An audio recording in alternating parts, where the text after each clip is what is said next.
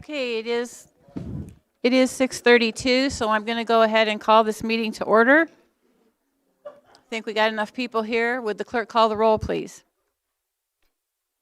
Straub. Here. Summers. Present. Thank you. Taylor. Here. Thorsland. Here. Vantage Theorenot. Here. Wolken. Here. Carter. Here. Cowart. Esri. Here. Furtado. Here. Goss. Here.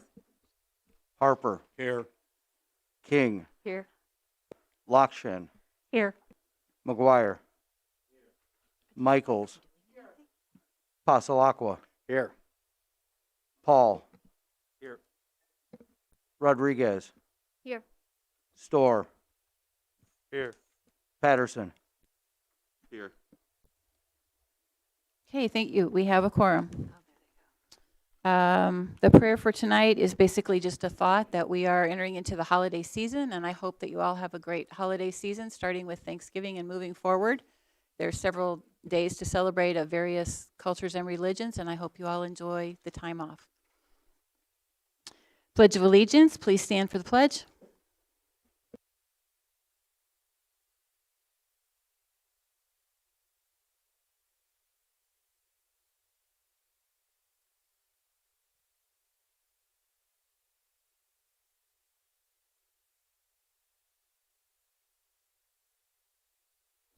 Thank you. Would the clerk read the notice of the meeting, please? Notice is hereby given that a regular meeting of the County Board, Champaign County, Illinois, will convene on November 18th, 2021, 6:30 p.m. in the Shields Carter Meeting Room, Brookins Administrative Center, 1776 East Washington Street, Urbana, Illinois, in said county for the purpose of allowing and ordering payments of claims against the county, receiving and acting upon reports of committees, and such other matters as may be brought before said meeting, which said meeting shall continue in session from day to day until the completion of said business. Thank you, Matt. Next, we have approval of the agenda, and I usually don't speechify, but I'm going to say a couple things tonight.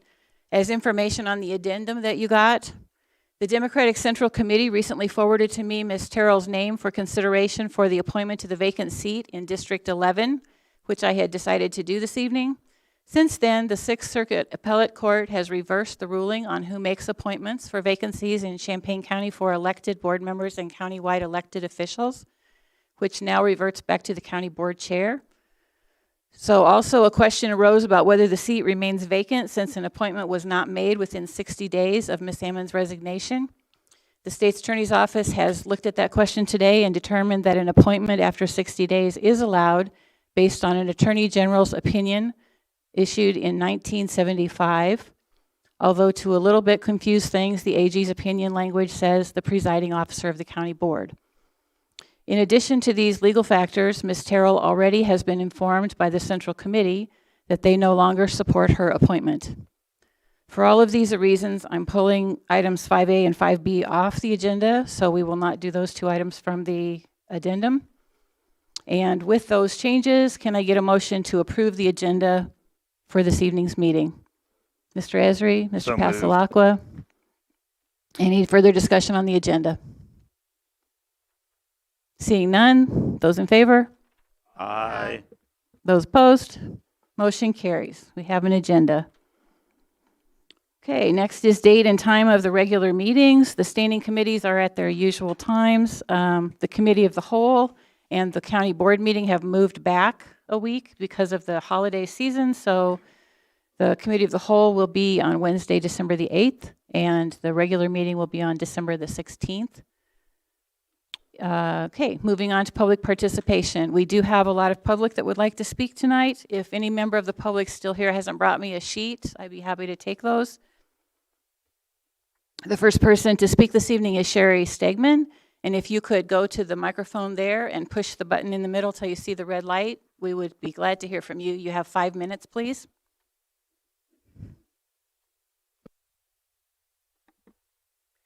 Yes, I just hope that before you have allocated the $40 million in so-called free money, that the board will inform the taxpayers of Champaign County, at least give them an estimate of how much it's going to cost to borrow $20 million, I think it was over 20 years, to fund the county jail. Thank you, to fund the county jail. I think the taxpayers deserve to know before, and not just how it's going to be done. I know there was nothing in the paper about how much the actual cost above and beyond the 20 millions will be paid. And I think they would appreciate it. Thank you. Okay, thank you. Rob Dahlhaus?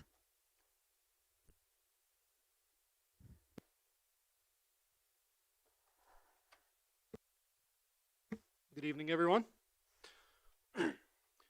Beginning in 2016, See You at Home and many other Rob, community... you need to speak right into the mic. My apologies. Yep. Can you No, hear me now? It's just that we can't hear you very well. Okay. Can you hear me now? Good.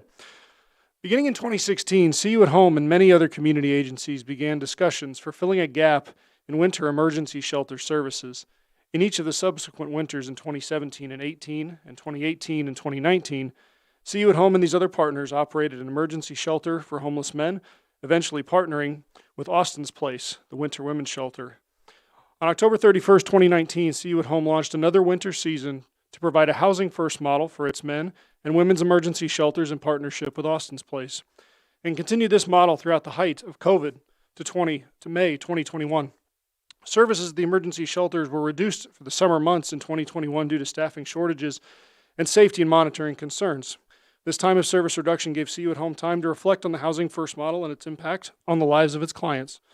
Based on this strategic reduction, See You at Home pivoted and reopened in August of 2021 under amended policies, and while these policies have shown success over the past 3 months, a critical gap in services for those men and women who aren't quite ready to make a change and accept help and support was left in our community.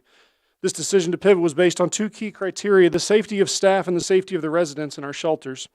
It provided clarity that if another low-barrier option for shelter was to be reopened in the future, security measures would need to be a higher priority to ensure resident and staff safety. It also offered us the opportunity to refine our view of how we serve those men and women on the streets and found them to actually fall into 2 separate categories. Those who are wanting to make progress, wanting to make a change and move forward, and those who aren't quite ready to do that yet. For those in the former category, shelter resources at 70 East Washington will remain available year-round for those men and women. And for those in the latter category, they're seeking security and safety from the streets, and immediate access to a warm shelter for the nighttime hours is all that's needed. Those men and women tend to suffer from alcohol and substance abuse, untreated mental health issues, and many other factors. To ensure their safety and the safety of the staff, these men and women should be cared for by trained individuals in the fields of not only security and protection, but also substance abuse and mental health training. To fill the critical gap of those in need of emergency shelter, focused on safety and security to survive the cold months of 2021 and 2022, See You at Home proposes operating a temporary set of second shelters, one for men and one for women. We have connected with no less than a dozen community partners, including this board, to seek funding for such an endeavor. However, this would not be solely a See You at Home endeavor, but instead a true community partnership, including a steering committee composed of the funders of this project. See You at Home is committed to continuing to serve the most vulnerable homeless population in our community in the most safe and empowering way possible. However, See You at Home would not have the financial assets to cover such a large operational cost even for this winter season, and therefore we formally request support from the county board in support of these emergency overnight winter shelters focused on keeping the most vulnerable of our citizens and residents safe and warm this winter. In its history, See You at Home has always looked to the community for support to serve those most vulnerable in our community. And as we look to offer those who we serve in a low-barrier shelter option for this winter, we again look to our community partners for support. Thank you. Okay, thanks, Rob. Next is Mark Einslin. Enslin, I'm sorry if I'm pronouncing that wrong.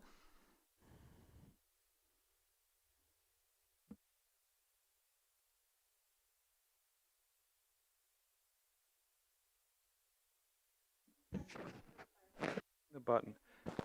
Hold it down or just once? Okay.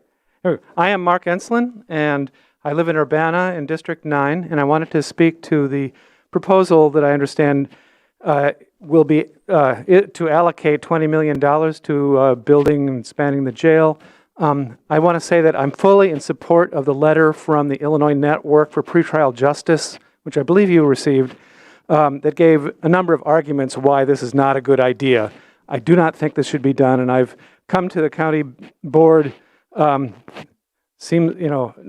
years to talk about this, and the county has put considerable amount of money in studies on this very question, with the amounts of money way back in the day starting at this one of 20 million and going up from that. And the population in the jail is declining, as the letter points out. There's bail reform that is now on the books in the state of Illinois that will affect the population in the jail. I have a friend who became homeless at the end of August, and a night in the jail was a key moment in his losing his place of residence. So this has affected me directly. I, was trying to help him find a place, and we all know people who go through trouble. So often, jail is not a helpful component. So I really hope that you do not vote for this allocation. And furthermore, the $5 million that are, as I understand, are supposed to come from the COVID relief, I think that is not a proper place to put that kind of relief money, and would do a lot better help for the county elsewhere. Thank you. Okay, Matt Soyland.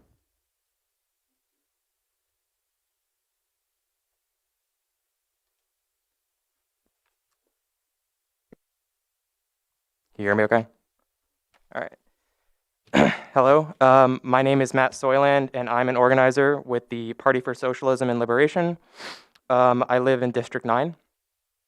I'm also here to speak out against the allocation of funds to the expansion of the county jail, especially the allocation of ARP funds to bankroll that expansion. I believe several other speakers tonight will express why the use of those funds for jail construction directly contradicts their intended purpose, and I definitely agree.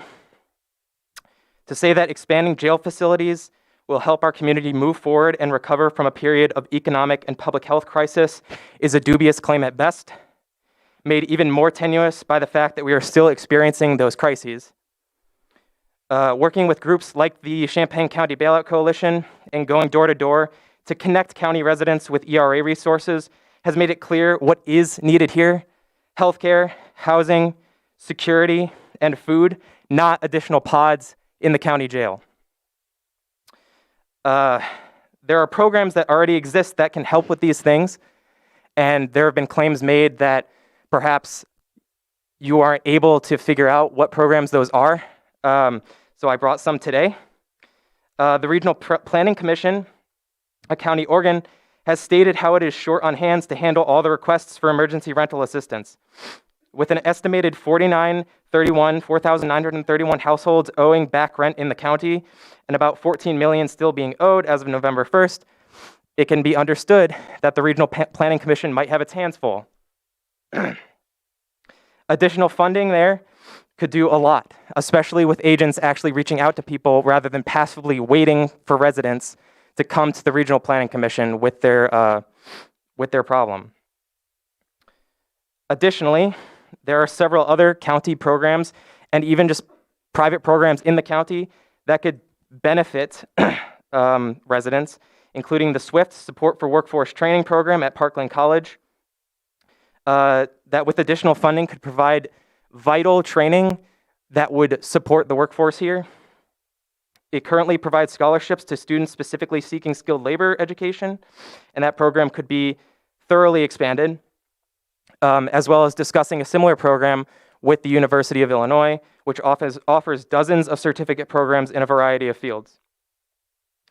Even increasing funding to the Mass Transport District would definitely improve the lives of county residents. I know that they were lacking operators recently. Thank you, and I urge you to not vote in support of the allocation. Thank you. Okay, Carrie Vogus.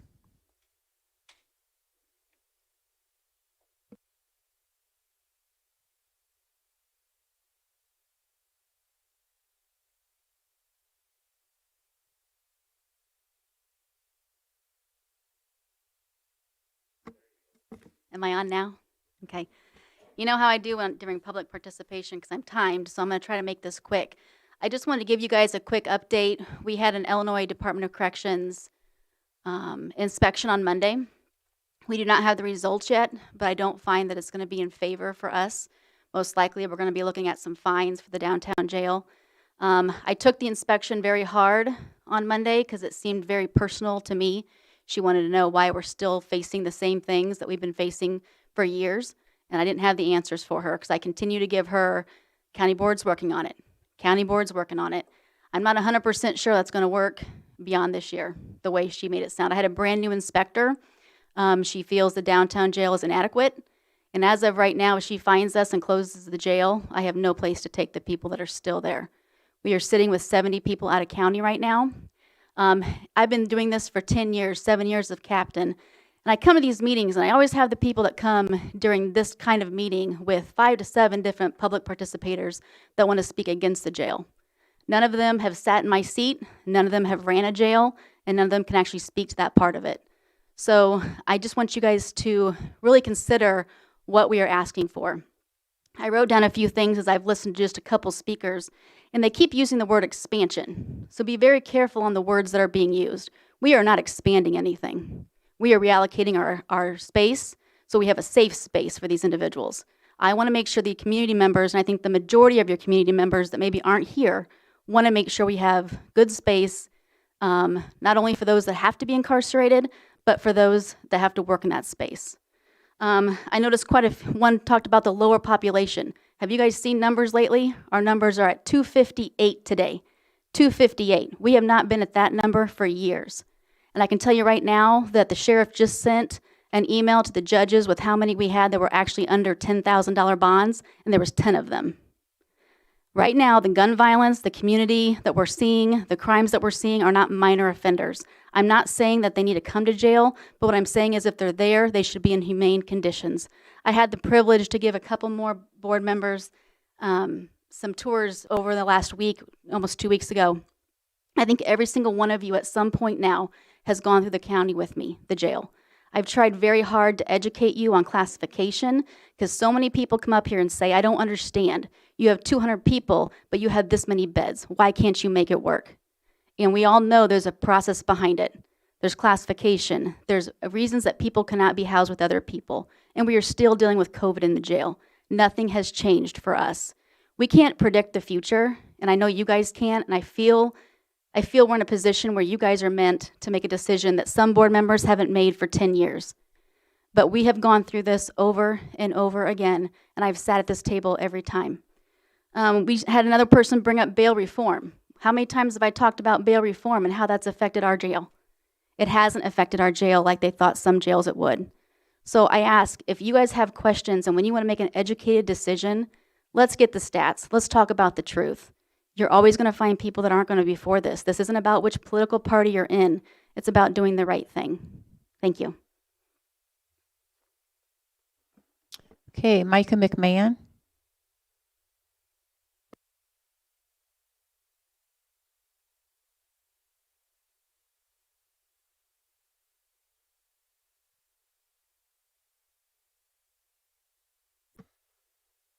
Good evening. Can everybody hear me? Okay, so I've spoken numerous times in the past, so I'll make this brief. I also agree with what my captain just spoke about. There's a lot of things that have been discussed over the last, I'd say, decade, to put it simply, regarding the satellite jail. This is probably the closest we've ever come to a decision to be made. And this isn't a decision that is being made, just willy-nilly. This is a decision that has to be done. People are living in substandard conditions. The reports will show that. The facts will show that. The employees that are working there are forced to work in difficult situations. Something has to be done. This is a mandate through the state to house a jail. I mean, it's in our state constitution to have a jail. And as the captain touched on, the population has not been going down. It's been going up. And this is not, we don't have the old population of people on retail theft charges. I mean, these are some people in on some serious charges. And many of them aren't there, or you know, that many of them don't have, or we're doing our best to facilitate their needs and take care of them the best we can with the conditions that we have. And I do believe strongly that this needs to be decided on. And again, this is not a decision of one party or another. This is a decision that really do hope the county can come across unanimously. Thank you very much. Okay, next is Brian Dunn.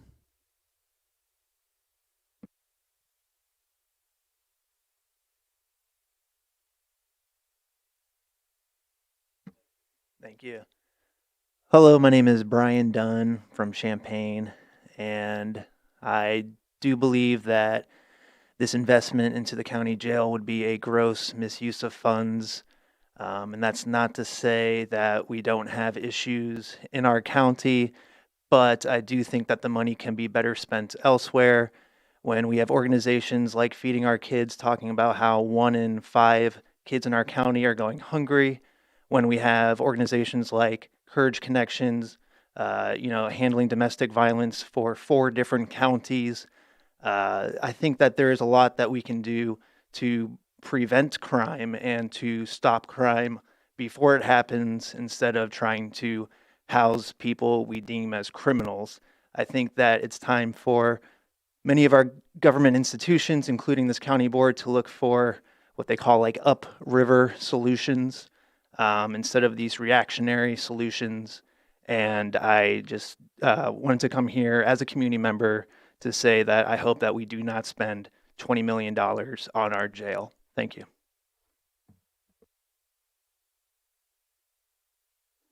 Thank you. Next is Drake. I can't read your last name, Drake. I'm sorry.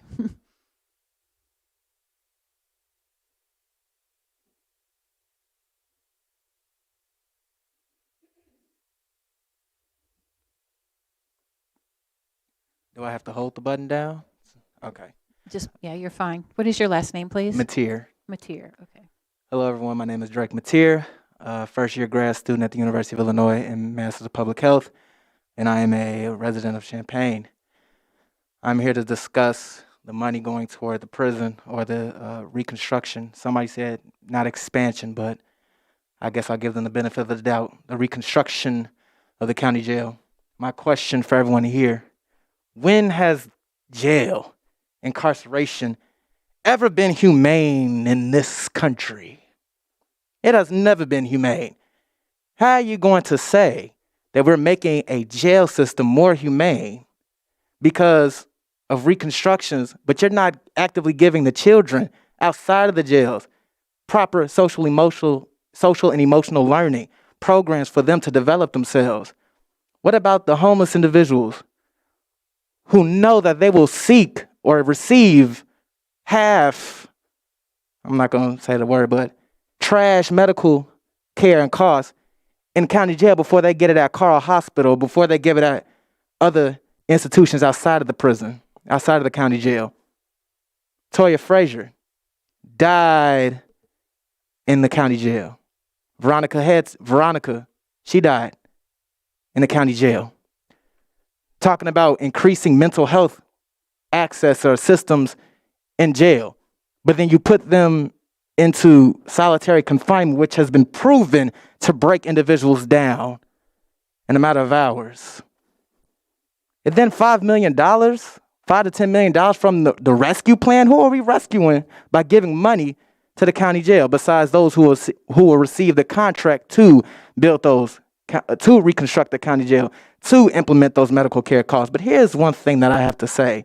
Yeah, a lot of times, and it's been said, everybody done seen the 13th documentary. People should have read New Jim Crow. As much as surface level as it is, it's stated that many county jails and many prisons make contracts with corporations that give them the money and they do not fulfill the requirement of that contract. They make contracts with medical care companies to ensure that prisoners get medical assistance. That never happens. My question is, why can't we use some of that money to go to restructuring the housing situation here? Because Champaign has been voted, not voted, my fault, was ranked, I believe, 16 or 15 in the nation for bed bugs. That is something that is inhumane that people have to deal with. It is a shame that there are so many individuals who we have come in contact with who say they would rather, not rather, but who may commit a crime because they know they will receive some heat, maybe some food or medical care within the jail. That's asinine. That's actually embarrassing. That's insidious to think that we should allow everyone to just simply go to the county jail to receive their needs. Again, when has prison or jail in America ever been humane? Especially when we're going on to dealing with the situation right now with Rittenhouse. We know who sits. We know who goes into the prison. We know who you all traffic into the prison system. We all know. Black, brown, queer people. Why should black and brown queer people have to resort to looking for help at the carceral system? Huh? You go to the hospital for that. You go to education for that. But I have not seen any of the advancements to discuss racism in Unit 4, to discuss some of the issues that are really hurting our young black children today. I end with this. We need to start thinking about rehabilitation and transformative justice. And I know that a lot of people say that, but it also comes down to abolition. Why would we invest into a county jail at the same time when you all are discussing license plate readers, at the same time when you are discussing heavy policing? I know what this is. I'm from Chicago. It's a police state, and I refuse, and we will fight to make sure that you all will not turn Champaign County into a further police state. Not on my watch and not on the watch of all the organizers who have organized not just in Champaign, not just in the state of Illinois, but across the world to defund the police, to abolish the police, to ensure that prisons are obsolete, that they are removed from society. Thank you.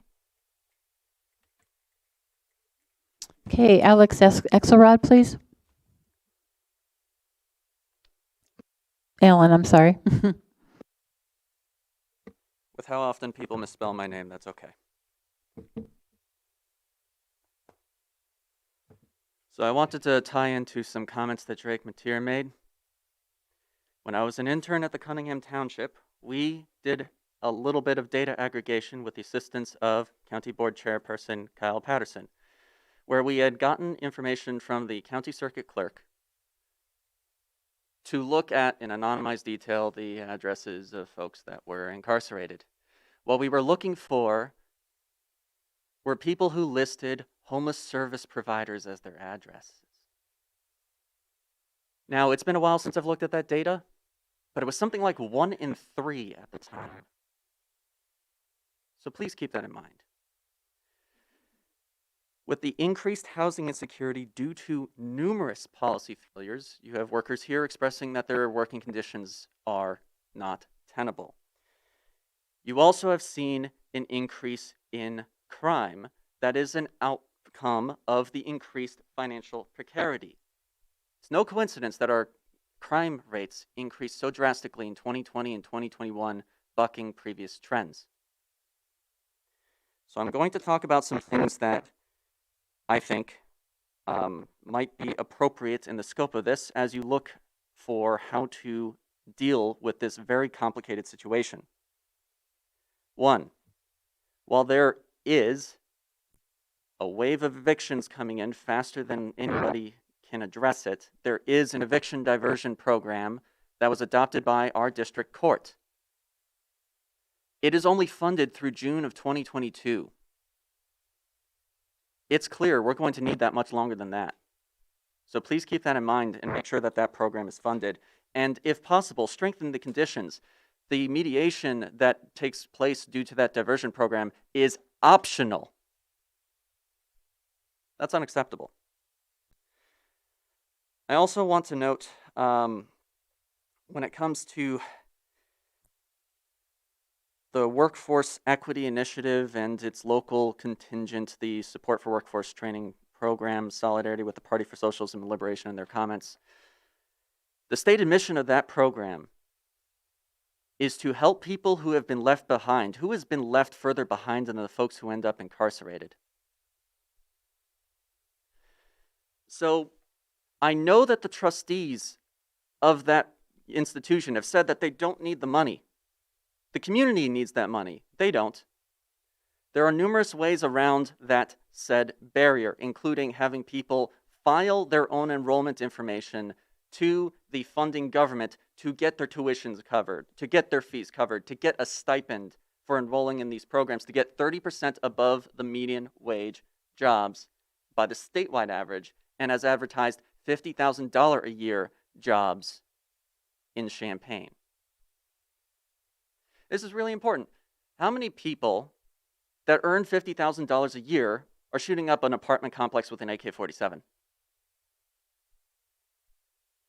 There's an uncomfortable link between the pressures that cause people to commit crimes, and some people can blame them, that's okay, from the perspective of coming from where you're at. When you look at things that are used to keep us safe from airplane failures, it's called probabilistic risk analysis. They look at the combination of human and systemic factors. It's not one, it's both. So please keep that in mind.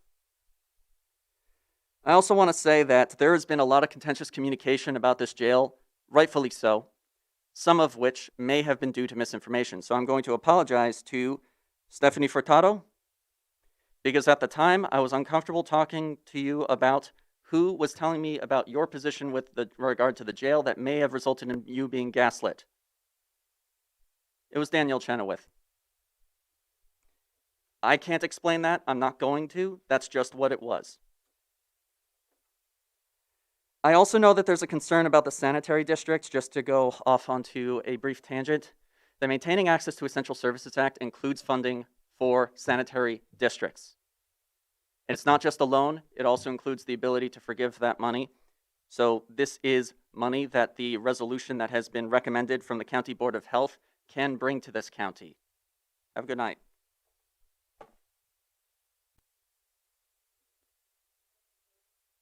Brian Dolinar, please.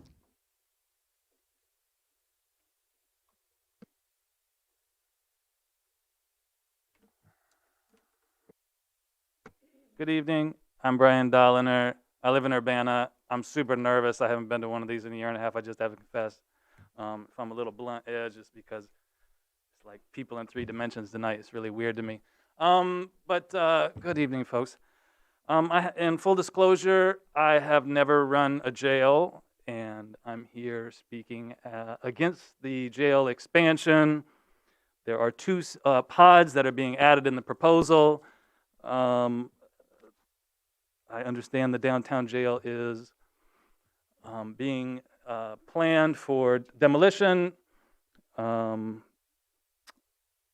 know, to many of us in the community, this looks like a chance to use free money from the government, COVID relief money, to take advantage of a situation, to really follow through on a wish list from the sheriff's office that's been long-standing. From what I look at the plan, 2 cells, airtight cells, for COVID is really a lot of money to spend $5 million on. Largely because I've written on this and followed and tracked what's going on at the jail for not just the last year and a half, but for 15 years. But COVID was maintained at the jail through testing and vaccination. Further separation is somewhat excessive, and spending $5 million is unnecessary. At the height of COVID, and I reported on this, the low point was 147 people at the jail, at the 2 jails. And I think this should really be the goal, 147. Historically, over the past 15 years, our population numbers have been shrinking. And certainly they were at a low point in the 140s, and there was not blood flowing in the streets. So I think this is a achievable goal and something we should strive towards. I want to make the point that spending $5 million in ARPA money is unacceptable and just bad optics to the public. 2, bail reform is coming down the pike. It has, contrary to what I'm hearing, some people said it's already taken place or it's going to take place soon, is happening in January 2023, a year plus away. So there's no, in my view, no real need to be looking forward to jail building or rehab or beautification until bail reform is in place, which will, I think, address many of the problems and the population problems. The spike in violence now, I think, what we've seen is something that's going to be pretty temporary and likely in a year or two, not be as severe as it is right now. We should point out that those most resistant to bail reform have been judges and state's attorneys, but through statewide legislation, the Pretrial Fairness Act, I think this will help a lot. The numbers have gone up from 147 since April of last year. The numbers are rising, not just a response to the violence in the community, but because of the resilience of mass incarceration in the United States, which even in the face of a pandemic, we cannot let go of. The prison population in the state, more people were released the year before COVID than in the year after. We cannot give up this idea of mass incarceration. I followed the case of Shamar Betts. He was a federal detainee, arrestee, charged with inciting a riot. We provided support. We raised $1,000 for him. He was put in on he was given 4 years in prison, $1.5 million restitution. He spent a year in the county jail. Some of us are in contact with him. Shamar said his time in the jail, his biggest concern, he did not say it's a humanitarian crisis. He said, I wish we could have gone outside to get some fresh air. Some fresh air. That people at the jail don't get any fresh air. So I would urge the county board tonight to delay this vote and allow time for some fresh air on this topic. Thank you. Next is David Cisneros, please.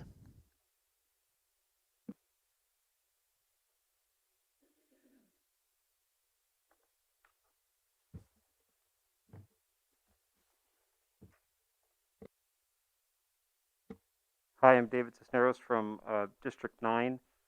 I usually watch this on TV, so I sort of feel like I'm a guest star this week. I have some remarks here, so I'm just going to read them to stay in time. I'd like to speak in opposition to the jail plan in front of you now. I agree with much of what's already been said by others, and I want to elaborate on them and also address some of the board members' comments about the proposal that I've heard over all of the jail committee meetings. First, as other people have said, I think this plan is a misuse of county and federal funds. The $5 million in ARPA funds it uses to expand the jail are actually meant to help the county deal with and recover from the COVID pandemic. The $13 million in bonds that it commits the county to could be better used to serve the community rather than, unconstitutionally lock up its members, as other people have said. Many people have already made these points. The most effective way to deal with the conditions in the jail is to, not jail them, to let people free. And this is even more obvious given that 70% of people incarcerated now are held in pretrial detention, which is a practice that will be ended in the state 1 year from now. What sense does it make to waste, $21 million on jail expansion or renovation or whatever, consolidation, when it's likely that most of that capacity wouldn't be needed in 12 months? Last week, in particular, one of the board members claimed that this jail expansion was meant to keep people safe. And I think this just isn't true given everything that people have been talking about tonight. If we want to keep people safe, then we should spend money on programs that address community needs and think about implementing the Pretrial Fairness Act so that those people are safe and out of incarceration. And second and last, I think this plan will will do harm. It won't address community violence or safety needs. Building a bigger satellite jail will not address the causes of this community violence that we've been seeing. It'll create, these flexible pods in the jail that they can repurpose, but it won't address those issues, and will continue to, harm the people in incarceration. I think, we need to invest in housing, job opportunities, mental health care, evidence-based violence prevention programs like those that have been presented to the board several times already. Again, I've heard board members say, we already have social programs and they haven't been effective. But I think, I'd like to know when was the last time the county board has, contributed the amount of resources to community programs that it's proposing to contribute to the jail. When was the last time that you spent $21 million on these solutions to community needs? I think when we've spent the amount of money on both and the community programs don't work, then we can write them off as not effective solutions. You've heard that lots of people, the people of Champaign County oppose the plan and have long opposed it. As other people have said, the only ones who will benefit from the plan are really the sheriff's office and Reisteck and Reed and Co. There are community solutions to this, supposed crisis at hand. So thank you for letting me share my comments. Chelsea Birchmeyer.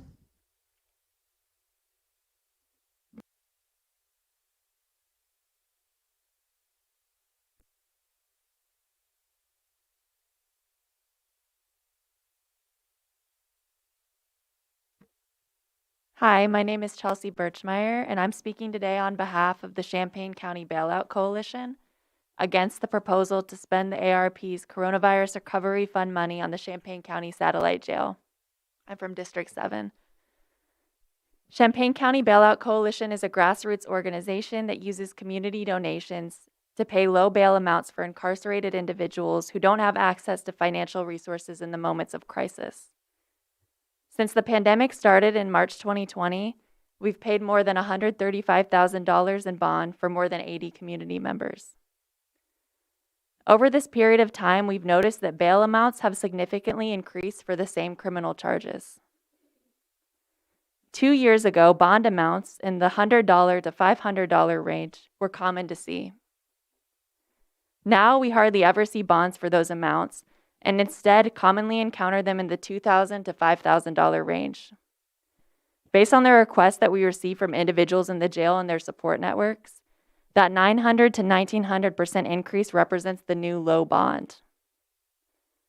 Data about bail amounts in the state of Illinois, recently published by the Civic Federation for the Illinois Supreme Court Pretrial Practices Implementation Task Force, show that Champaign County has collected more than $9 million in bond during the 2019 to 2020 fiscal year. $9 million.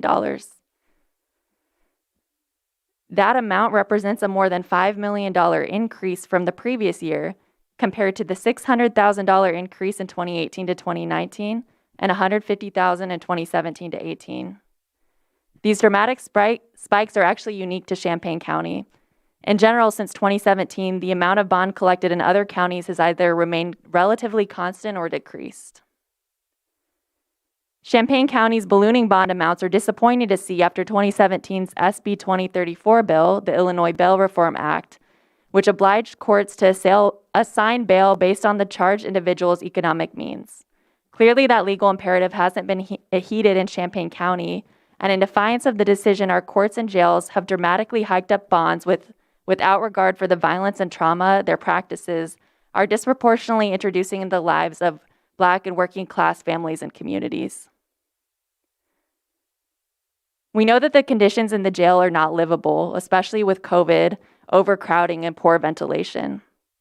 But when Champaign County Bailout Coalition bails people out of jail, we get to see the other aspects of people's lives that are disrupted too. People lose their jobs, their education is interrupted, they can't receive care for chronic and sometimes life-threatening health and mental health conditions, their families can't pay rent, they can't afford food or health care, all because they can't afford bond. The most common thing we hear when people call us is if I stay in jail for one more day, I'm going to lose my job and my family isn't going to be able to afford any of the things we need to survive. And those aren't livable conditions either. In keeping with the ARP's spirit, we urge the county board to use this money to support the implementation of the Pretrial Fairness Act, which would alleviate COVID by eliminating cash bail in Illinois by 2023 and release people from the dangerous conditions in the jail. Implementing the Pretrial Fairness Act will address both the unlivable physical conditions of the jail and the unlivable conditions outside the jail that threaten people's livelihood and well-being. You could also invest in viable and supportive alternatives to pretrial incarceration, such as housing, job opportunities, mental and physical care in the community, and evidence-based human-centered violence prevention initiatives. For a healthy and safe community, we ask that you vote no on the proposal to spend $5 million of the ARP funds on the Champaign County Satellite Jail. We won't build a society free of harm by funding the institutions that perpetuate it. Thank you. Okay, Hiba Ahmed.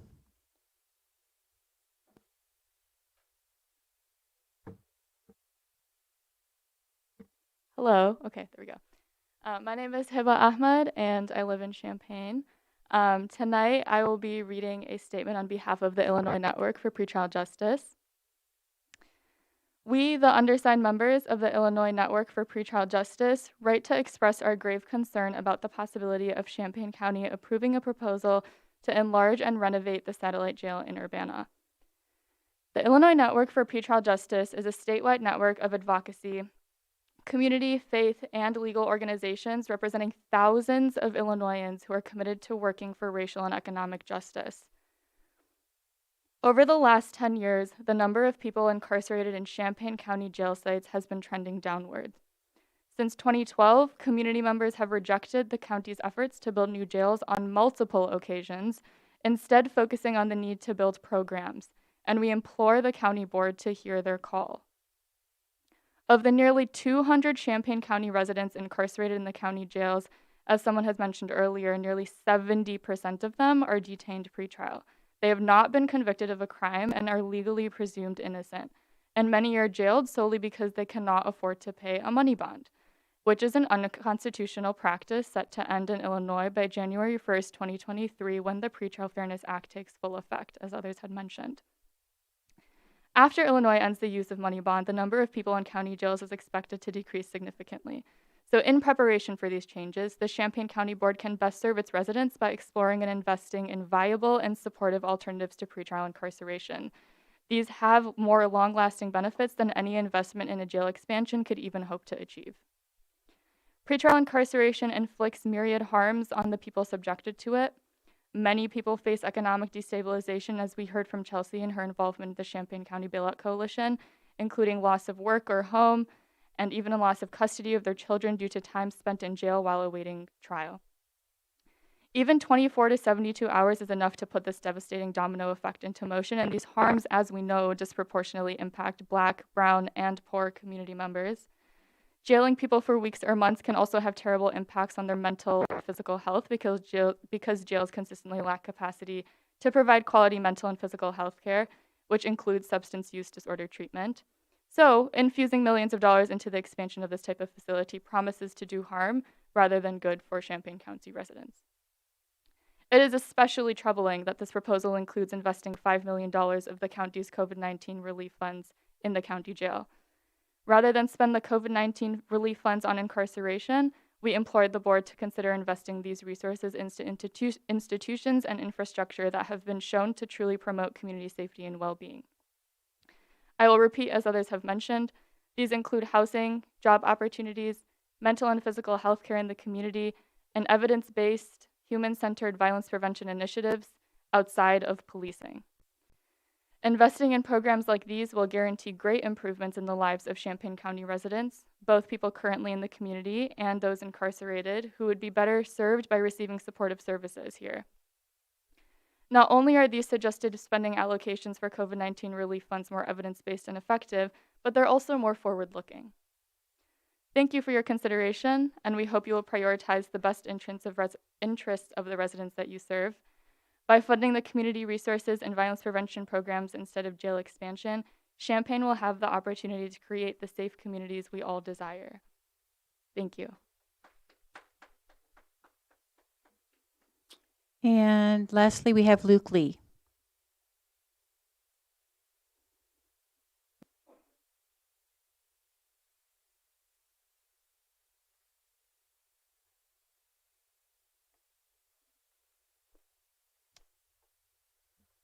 Hi, my name is Luke Lee. So I live in Champaign.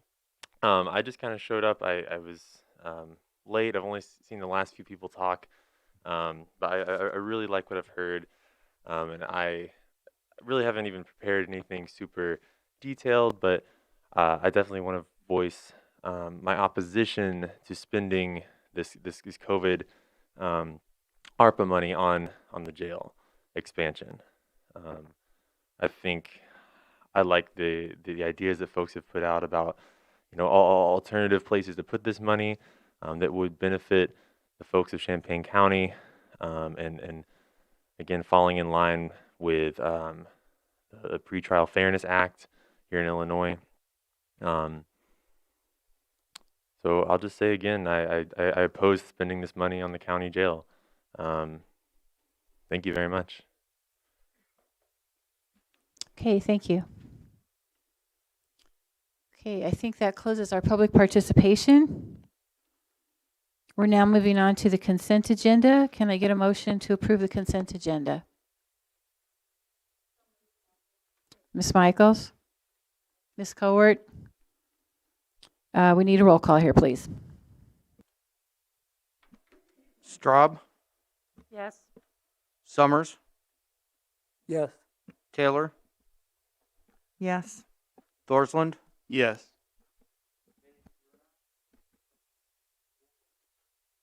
Yes.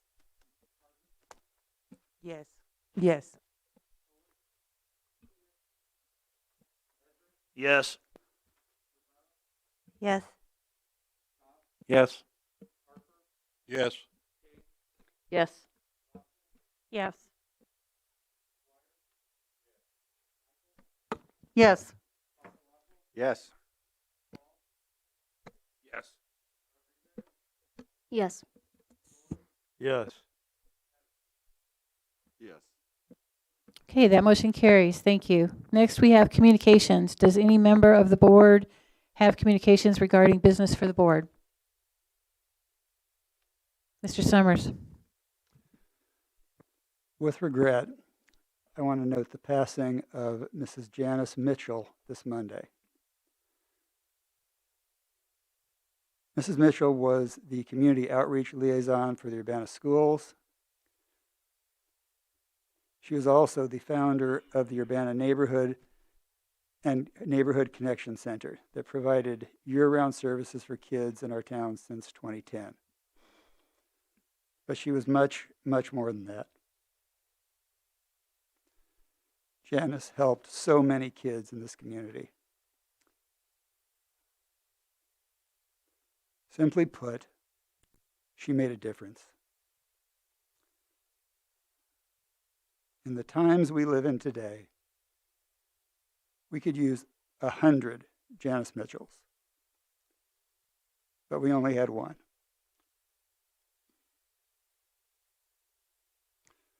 Her passing is a tremendous loss for our community.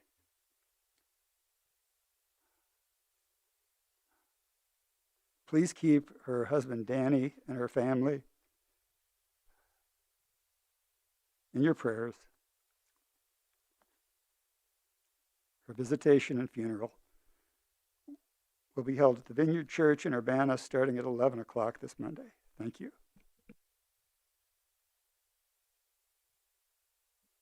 Ms. Rodriguez? Thanks. First, I just want to note it in the record. I don't think I need to read it aloud because it was already read during public comment. But the letter from the Illinois Network for Pretrial Justice. I just wanted to note that. I feel like I'm going to eat it if I get any closer. Okay. So to repeat myself, Illinois Network for Pretrial Justice. It was quoted pretty extensively, so I don't feel the need to repeat it.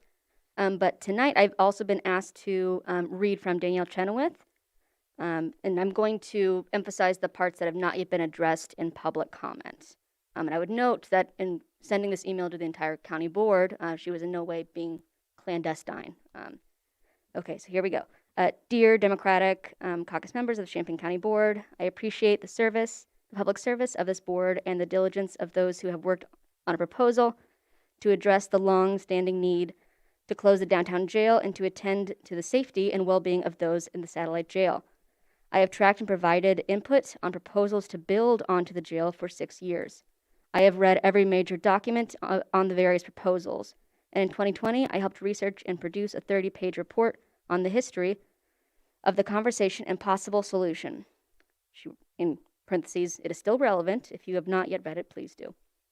Also, as township supervisor, I serve many of the people who are confined in the Champaign County Jail, and I have a stake in their well-being.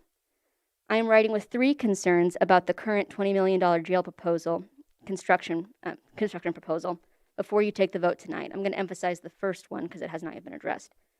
That's my emphasis, mine. Her first point is the public is not sufficiently informed on the vote that you are about to take. You are scheduled to vote on a $20 million jail construction proposal 2 days before Thanksgiving week. And when there has been meager media coverage and not a single well-publicized or attended conversation on this topic of great public interest. You held numerous well-publicized public hearings on the $40 million in American Rescue Plan funds, but not a single similar kind of event for this $20 million jail proposal. Why? I myself have been confused about the emerging proposal. Over the past month, I have been told the $20 million was a starting point for the discussion, and that the American Rescue Plan dollars were not needed for this, and that decisions would likely be made in 2022. Only 3 days ago did I become aware that the vote is for the full $20 million, including $5 million in American Rescue Plan dollars, and that is happening now. I'm going to skip ahead a little bit. You owe it to your constituents to provide us with your plan, the reasoning, the financing, and to answer our questions prior to the undertaking this decision. I urge you to hold a truly public meeting with publicity, a press release, and a location and time that can be attended in person or remotely prior to voting. I expect my county board the county board members to communicate proactively with the community, to engage in a collaborative jail design process, and to propose any jail building in the context of a larger democratic vision for meeting human needs. More incarceration means more social disruption in other communities. That's all. Okay, thank you. Anything else from the board? Could I just Ms. ask a Loxton. technical question? I'm Sure. sorry. Is the sound not coming from the speakers today for anybody else, or is that just me? Because I'm having a little difficulty hearing some of the speakers. Yeah, I'm not sure. You just have to speak. Some people are not speaking really close. It's not coming from here. Yeah, I don't know. Yeah. If I'm speaking right here, can you hear it, Jenny? Yeah. Oh, no, yeah, normally, what? It is? Okay. Thanks for pointing that out. Okay. Okay, now we're down to whoa, that's really loud. Now we're down to approval of the minutes. Can I get a motion to approve the minutes for October 21st, 2021? Mr. Goss? Second. Ms. King? Any discussion or corrections to the minutes? Seeing none, those in favor? Aye. Those opposed? Motion carries. Next, we have the standing committees, summary of action taken November 5th, 2021 from the Highway and Transportation Committee, and the summary of action taken November 8th, 2021 from the Facilities Committee are received and placed on file. The summary of action taken November 9th, 2021 at the Committee of the Whole is received and placed on file. And now we're down to policy, personnel, and appointments. Would the policy chair make the committee's recommendation for items 1 through 5? Yes, thank you. I'd like to move the adoption of resolution 2020, or I'd like to have an omnibus, make an omnibus motion for items A, 1, 2, 3, 4, 5.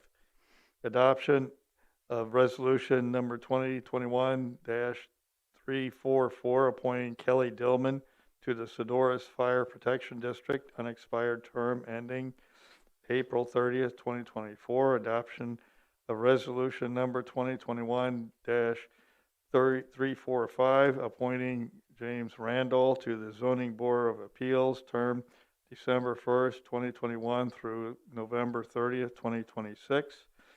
Adoption of resolution number 2021-346,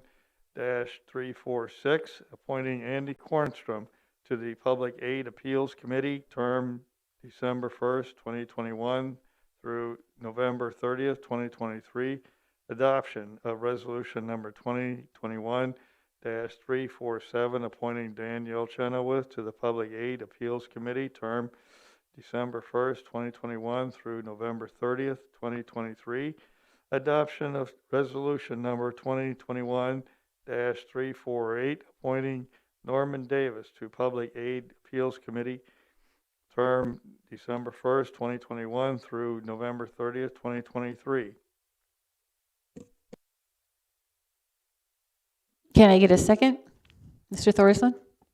Second. Okay, discussion on these items? Seeing none, those in favor? Aye. Those opposed? Okay, I think I heard the ayes carried it. Do you want to have a roll call vote? No, fine. Motion carries.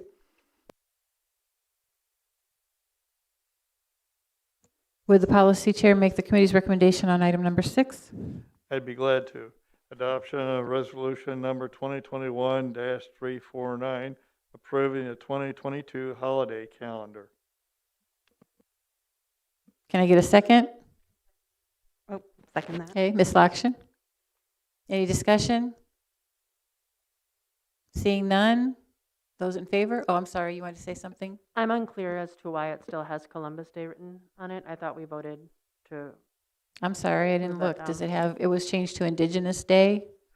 I think we actually need to put a slash with both names because our contracts, our current contracts all say Columbus Day is the holiday, but we can change it as we go forward in the contracts.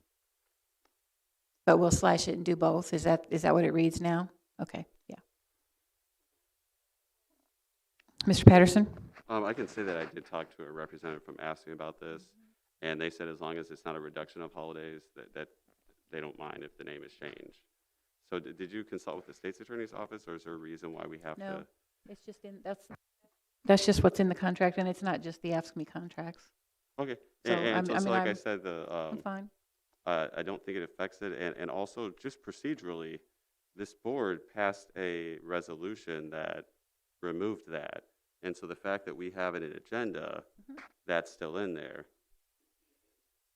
What's the process for that? I'll take it out if you want me to take it out. I'm just saying there could be some challenge to it at some point. What would somebody be challenging exactly? The contracts specify Columbus Day. Well, they specify date as Right, well, and they so do. it's the same date, right? Mhm. So, Yep. so what would the challenge be to? I don't know. Just making the comment. Okay, well, I think that when the county board passes something, it should stay intact to what we actually passed. So. That's fine, Kyle. Okay, so yes, Ms. Michaels. Yeah, I looked at this and I personally think at this point that I appreciate both being there because we do match a contract, which can be changed during the next times. But the other part of this is what I looked up is also there is a federal holiday called Columbus Day. So therefore it would cover all personnel that are in the county if we use both terms. And that's why I can appreciate it this way. Thank you. I think actually, I'm not sure, Ms. Michaels, but I think the county calendar could be different than the state calendar, could be different than the federal calendar. So that's really up to you, but.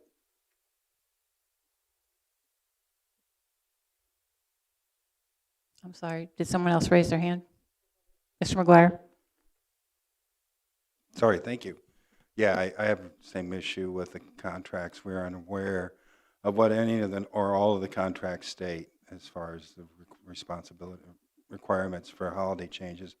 This, like all of our business, until there's a vote at the county board, is not final, obviously, so it could be changed tonight to fit the calendars, whether they're contract calendars or state or federal calendars, and we don't have the information to change, to ignore that. Thank you. Anything else?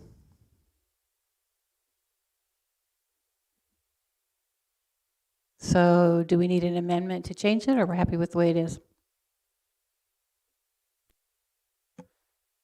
Ms. Carter? Wasn't this change universal like so many other people have? I mean, as far as just dropping Columbus Day altogether and making Indigenous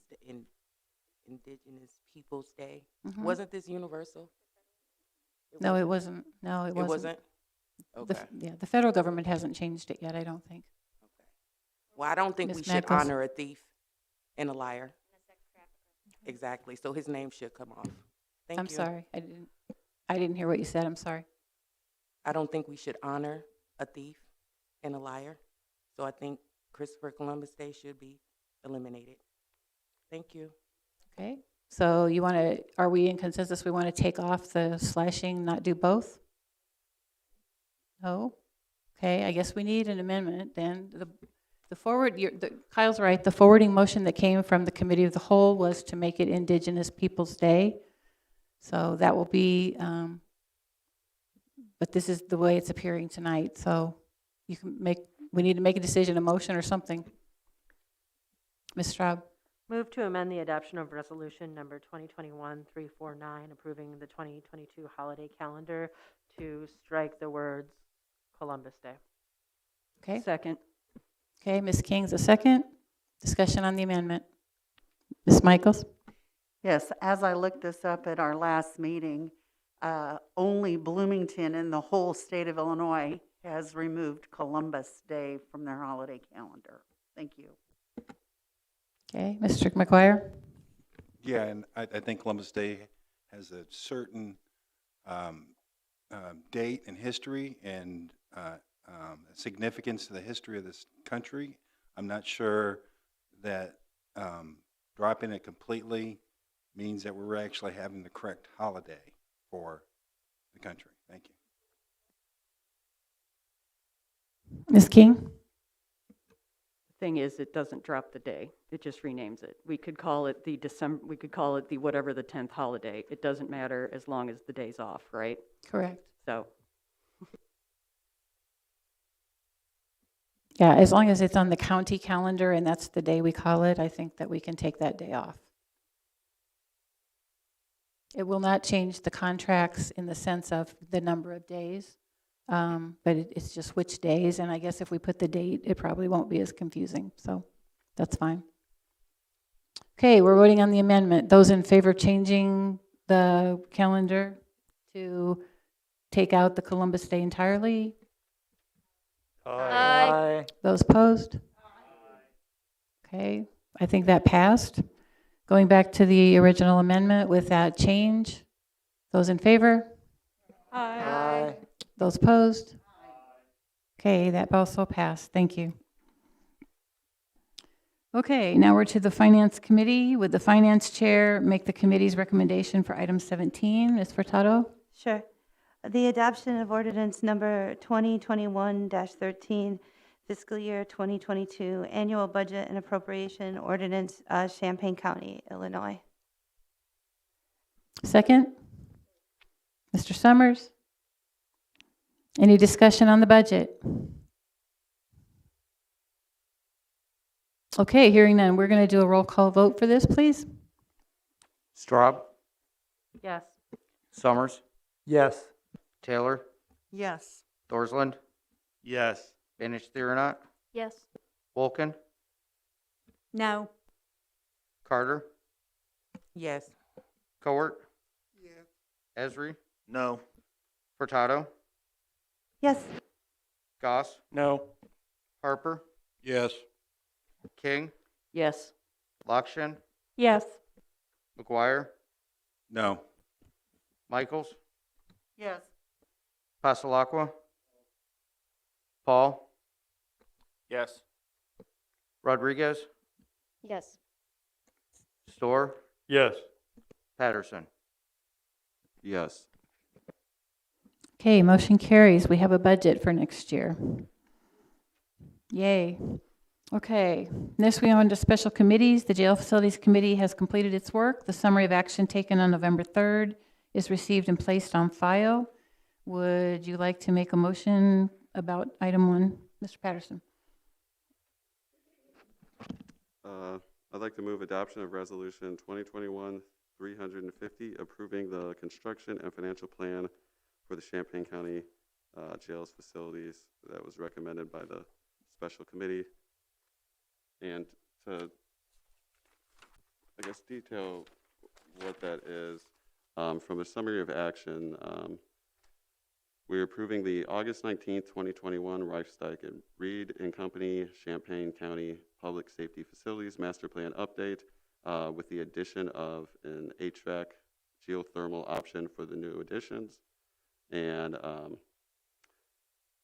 what should also be in here from what we passed is a renovations of the former medical facility for programming purposes. And the financial plan would use capital asset replacement funds to cover the jail design, which would be $2,289,547. ARPA funds that are not currently allocated in the 2022 budget of $5 million, and alternative revenue bond repaid over 20 years of the amount of $13 million. Second. Mr. Storr? Any discussion? Mr. Storr? I just reiterate my, the addition of the rehabilitation for the existing medical facility for education and programming for inmates and correctional staff. Okay, did I understand that Mr. Chair Patterson included that in the motion, that which was not actually in our packet, but. Mr. Patterson? To go back to the resolution, there's actually a mistake. Yeah. The total price is in the resolution itself on page 77. The total price is listed as $21,080,884. But as you can reference on the previous page of the action report of the committee, the total amount was the $20,401,448.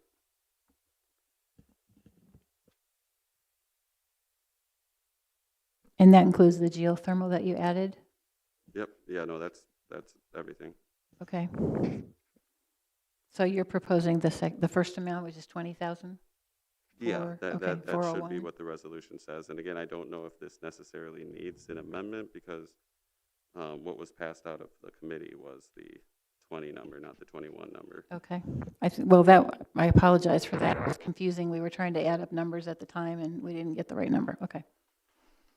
Mr. Storr? Right. Would do we need to make an amendment to include the rehabilitation of the existing medical facility for education and programming for inmates and correctional staff? And again, I think this is a thing where the committee passed it with the price I listed and with that addition. It just didn't. Okay. You remember we're having trouble back and forth in the committee with what got added or what was on the actual piece of paper that we had. So if that was already on there, that's fine. It's my fault for not getting it included. So the medical facilities and staff spaces are also included in that number. Thank you. Darlene, just to clarify, so this would be the former medical facility and it would be renovated for programming. I think you said something about staff. The prior, yeah, okay.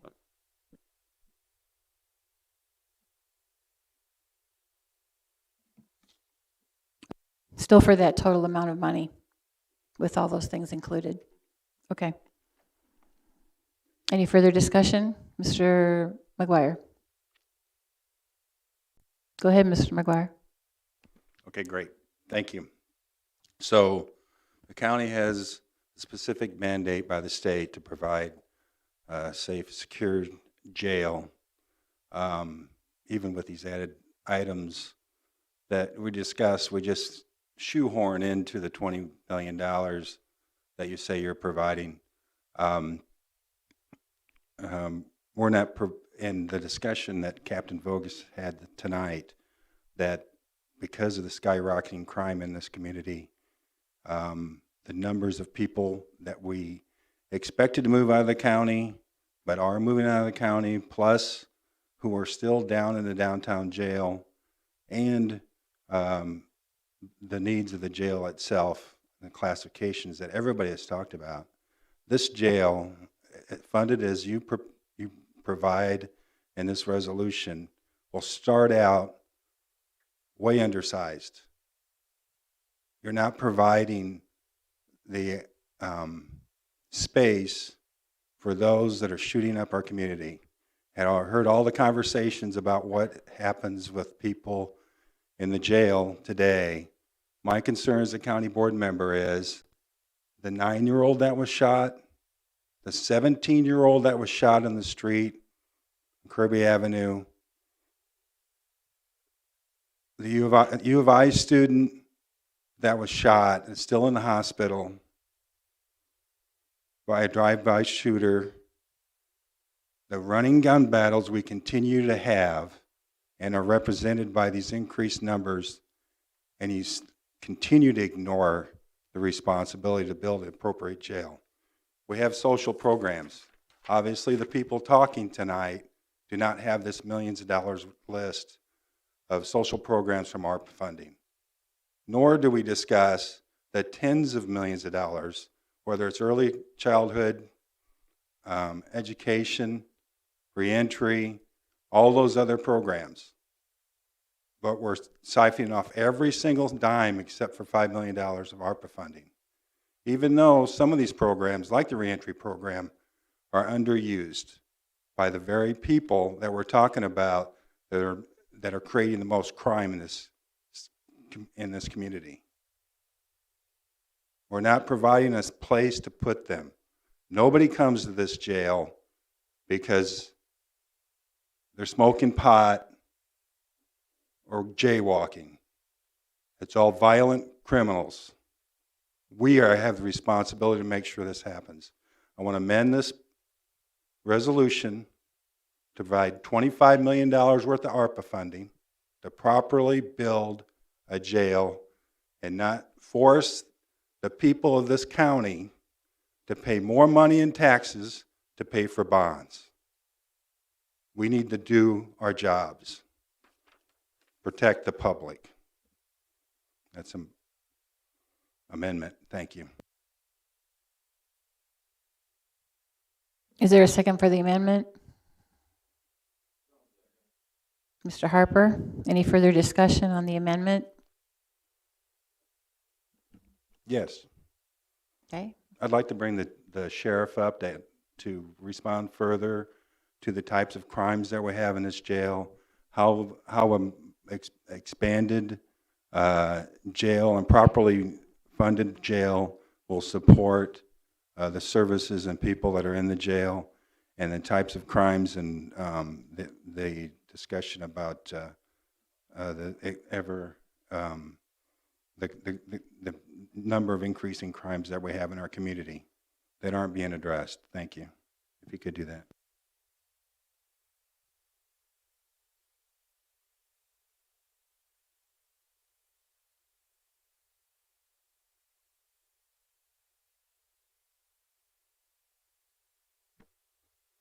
Good evening, everyone.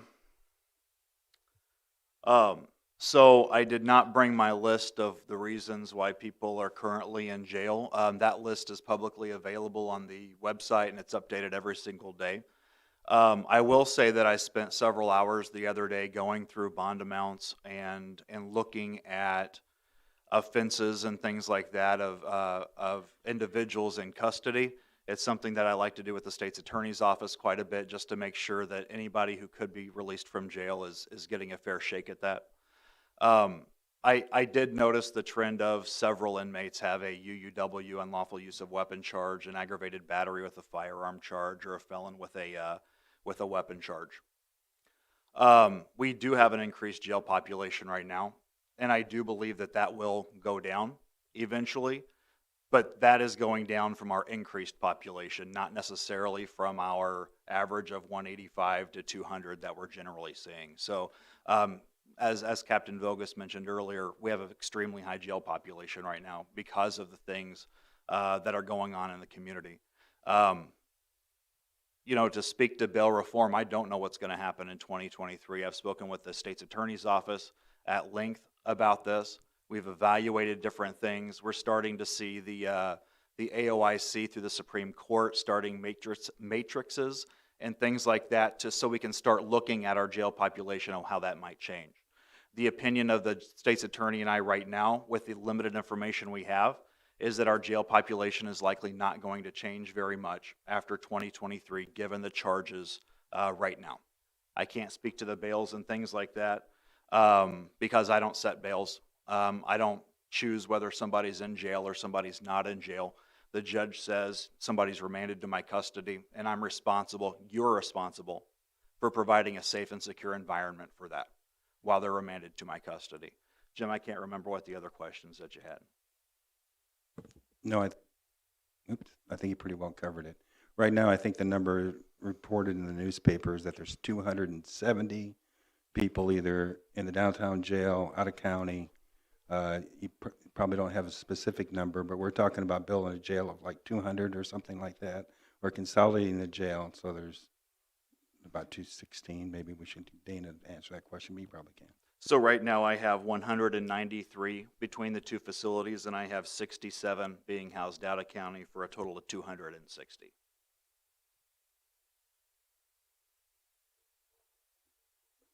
Okay, Ms. King? Hi, Dustin. First of all, I'd just like to thank everybody today who emailed me and called me because I work for the university. I can't answer your stuff during work time, but I assure you I got all of it after I got off work. There just wasn't much time between ending work and coming here. So a lot of the concern I was getting was about how we could house inmates outside of the county. So I just have two questions. So number one is, how successful have we been housing inmates outside of the county, and what roadblocks have you run into with that? So whenever I came to the board in the summer to ask for additional funding to house outside of the county, the intention was to vacate the downtown jail and move those inmates out of county. I did not anticipate we were going to see a surge in arrestees. And then looking at the stats, now that we've almost finished the year, you can slowly see that increase every single month of the jail capacity. So when we're talking about separation and things like that, we just were not able to remove the inmates like I would have from the downtown jail into other counties. Now, some of the things that we see is, you know, I view my role as advisory to you. I'm an advocate to lessen liability of the county and to increase the safety of both the inmates and the correctional officers in my facility. It's up to you what we do here. I will say that if we decide to just close to the downtown jail's got to close. It's up to you to decide how we go forward. If we do decide just to close the downtown jail and house all those other inmates out of county, I'm going to be coming to you to ask for money for transportation, for more correctional officers, for vehicles, for things like that, because we're still responsible for transporting those inmates back and forth to medical appointments. We're still responsible for medical issues. We're still responsible for all of those things. So I just want to make sure that that's clear. I've tried to be very clear about that my role to you, I view it as an advisory role, and then you can decide what's in the best interest based on my knowledge and experience I'm giving you. Thanks. So my second question was something that Mr. Dolinar brought up about there being a target number. I think it was 147 people altogether being incarcerated in Champaign County. That would be his idea of a goal. So if we did absolutely nothing other than close the downtown jail, would the satellite jail be a sufficient facility as it is right now? As far as the 100 if all we had, if the entire population of the jail at its height from here on out was just 147 persons, would the satellite jail as it is right now be an adequate facility? No, because I would technically, if we weren't housing out of county right now, I would need space for 260 inmates. And that's not including, the satellite jail right now has a capacity of 182. We're at 140 or so, and we are jam-packed because of people who can't be around each other, because of people who've requested protective custody, things like that. That's the complicated part of this, is that's why numbers are sometimes misleading, is because you don't take into consideration the classification issues and things. And then none of us in here control the jail population. I wish I didn't have anybody in jail. That jail is a headache. It's a liability waiting to happen, and the fewer inmates I have, the easier my life is, to tell you the truth. And I'm an advocate for programs. I enjoyed listening to some of the people talk about the programs and things, but I have to focus on what my role can influence here, and that jail is crappy, and we need to get it closed. This is this jail renovation and consolidation project is my best opinion on how we can move forward at this point in time, and so I'm offering that to you for consideration. Thank you. Ms. Furtado. I have two quick questions for the sheriff and then a quick question for Mr. McGuire. You had mentioned that you had been speaking pretty regularly with the state's attorney's office in order to understand the capacity issues going forward once the pretrial fairness House Bill 3563 is implemented. Have you also been in conversation with the judges? And can you reflect that conversation to us as well? Yes, so it's kind of it's an interesting mixture, because just because I can't choose who comes in and out of jail doesn't mean I'm not part of the conversation. The state's attorney's office, she can choose to no charge people or things, but she does not set bail. The judge sets the bail, and so it kind of takes all of us in order to take a look at these things. I will tell you that the state's attorney and the chief judge, or the presiding judge, is Rosenbaum. We are looking for reasons to get people who are nonviolent out of jail. Again, that's not my decision. I don't say this one's staying in, this one's not, but it is definitely a collaborative effort here in the county. And I've only been sheriff for 3 years, but from what I can tell even before that, Champaign County has progressively done things better to keep people out of jail who really don't pose a safety risk. Right, and I do think that it needs to be considered as we're looking at total beds, because whereas, I mean, so I've read the entire bill. Okay. I've read most of the bill. There's like this whole lot of parts about like what truckers have to do, and I skimmed that. I'm just going to be honest with you. But I mean, I've read the bill. I've read summaries of the bill. I've read legislative analysis of the bill. I've read news coverage of the bill, and I've had extensive conversations that I appreciate a great deal with Dustin, reflecting his conversations with the judge and the state's attorney. I've also reviewed lots of previous reports, and I do think one of the reasons I think trying to get to 216 standard compliant beds as our goal, which this proposal will do, why it makes a lot of sense is because it reflects the work that has already been done. Whereas I do think, and I hope, and I'm glad to hear that analysts of the bill's impact statewide are anticipating a 40% decline. And I think that's fantastic, and I applaud that, and I think it's a long overdue, necessary step towards racial justice. Champaign County has taken some of those steps already in ways that some other counties have not. And so for when I look at the target of what we're doing, that is incorporated into what I'm thinking about. My other quick question I had for you is, I know when we were trying to put people out of the jail into other counties, that one of the issues that a lot of us were concerned about was would other jails take them based on charges? And have you run into that at all, or have you been able to move everyone you wanted? So I can't specifically, I'm sorry, were you finished, Stephanie? Okay. I can't specifically talk. I have a lieutenant who focuses just on classification. That is her full-time job, is to see where the pieces can fit. I will tell you that we have had, in one instance, somebody who was arrested and housed in another jail, and that jail then called us and said, you need to move him now because he destroyed the area that he was at the jail, and they just were not willing to house him any longer. That is an extreme instance. Most of the sheriffs I talk to, I would not accept somebody who has mental health issues or somebody who has, aggressive issues or things like that. I would not accept them into my jail, not that we accept other inmates. But that's what we're finding is sheriffs do not have to accept the inmates that I ask them to take. They can pick and choose who that is. They can bring him in there, or they can't. It's completely up to them. The thing that I have found, though, and the reason why I believe that instead of housing out of county and consolidation and renovation is the better way to go at this point, is because we have heard it provides barriers for attorneys speaking with their clients, and that may prolong their in custody status. It prolongs family members being able to have those visits with their family members within custody. It's instead of a 5-minute drive or a bus drive, now they've got to worry about going to Clinton or Kankakee or somewhere like that. Those are the things that we've really been struggling with the problems with housing out of county, because we don't want those barriers to be there. But we really have no choice in some instances. Thank you. And then if I could have your forbearance, this is more a technical question for Mr. McGuire. As a member of the jail committee, correct, you are on the jail committee, I'm going to need just a little bit more specificity into what exactly it is you're proposing in order to have a coherent vote on it. So the proposal that we have right now is a funding proposal that's tied to a specific plan proposal.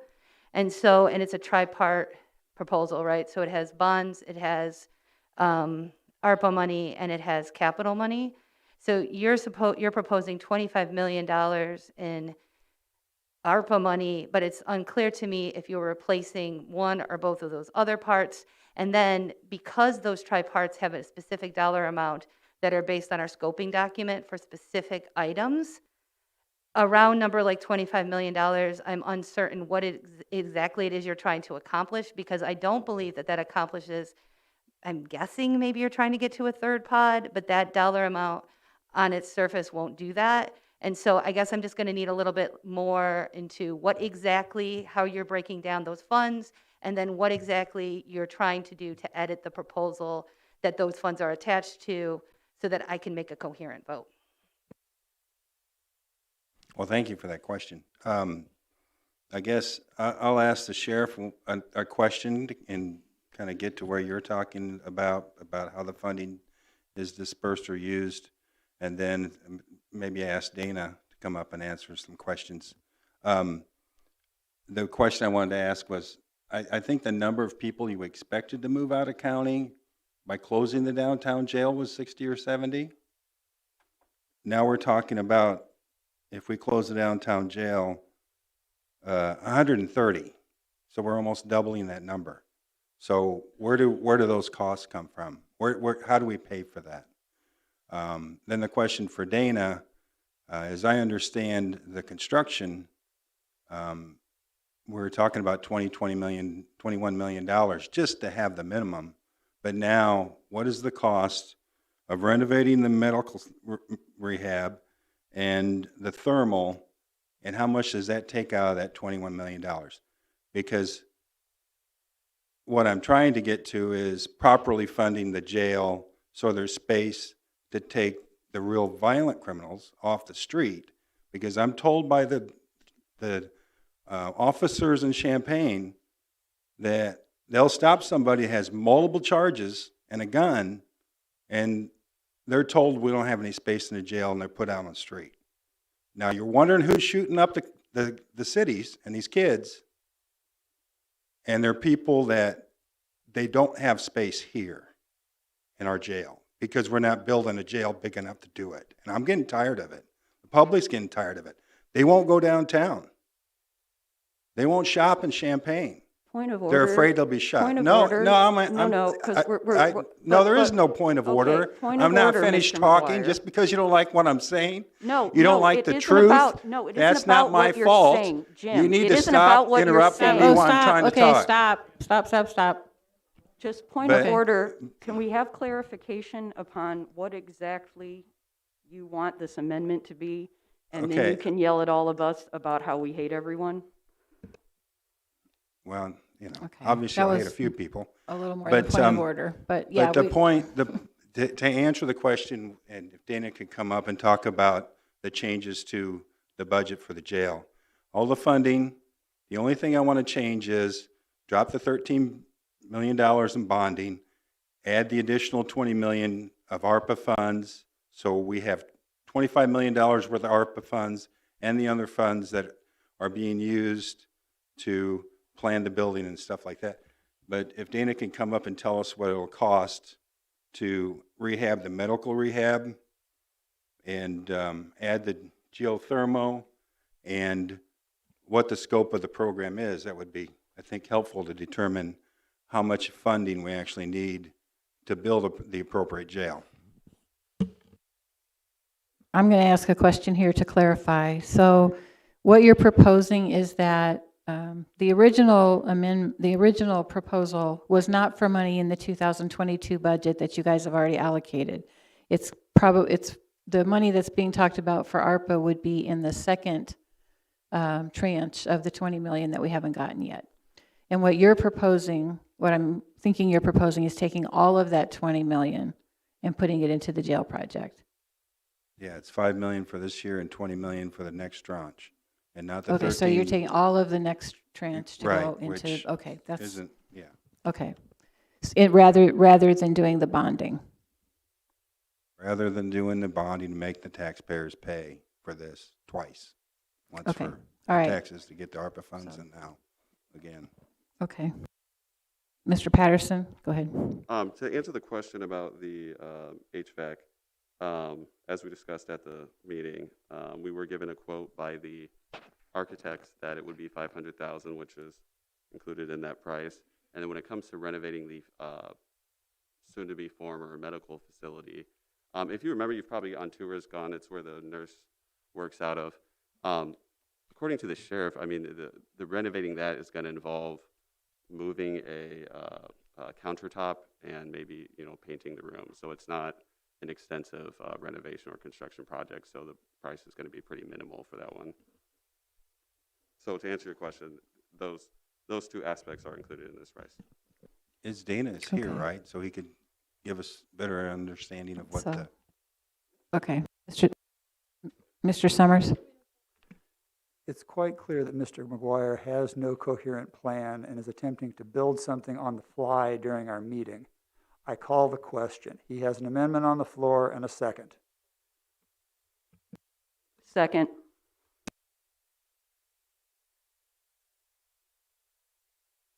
The question has been called.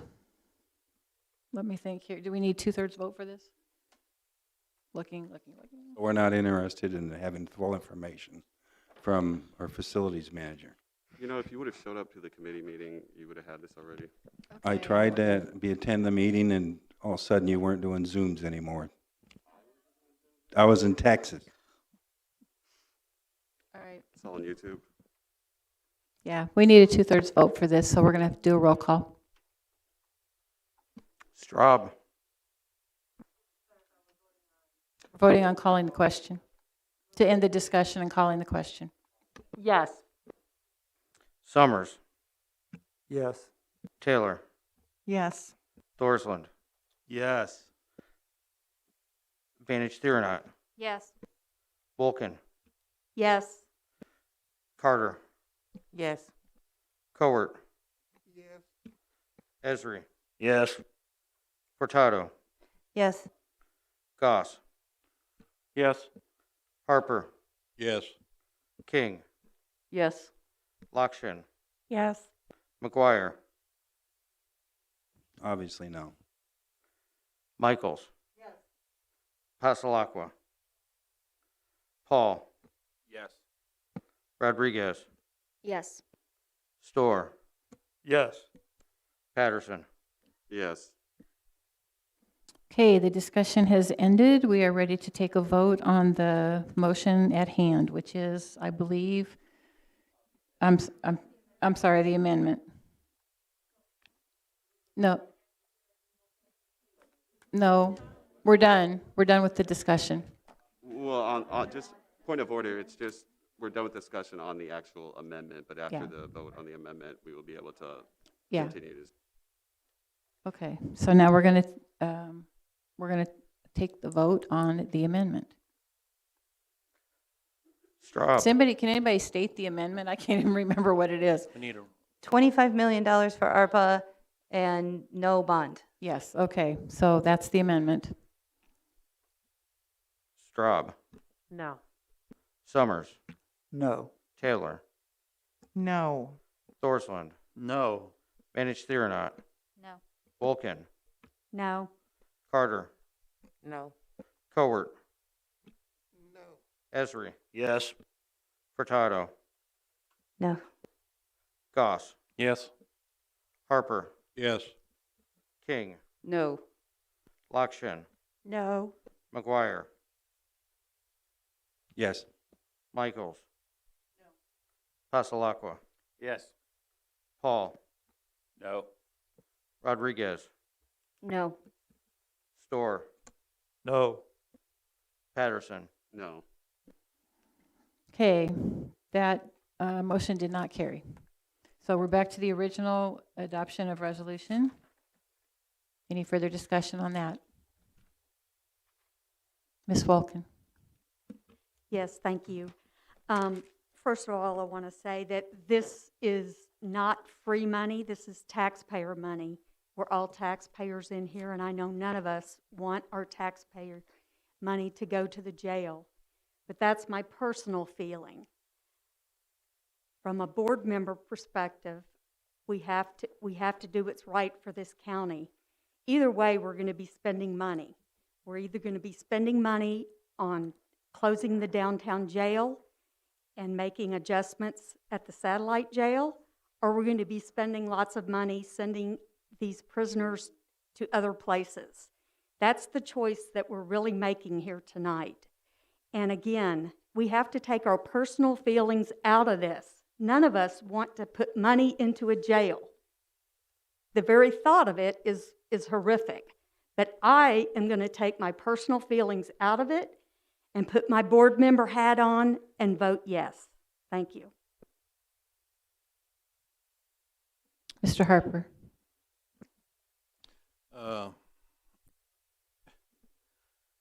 I've been here listening to all this for years. You've heard me say this 100 times. Mr. Summers called me yesterday as I was doing field work, and I was dead set against this. But after listening to this is a start in the right direction. As usual, I think this county's doing everything half. I won't use the last word of that terminology. And to the letter by Ms. Chenoweth that we need to have public meetings on this. It needs to be in the public. This has been in the public for 9 years, Danielle. Pull your head out and listen. This is a major issue this county has to take care of.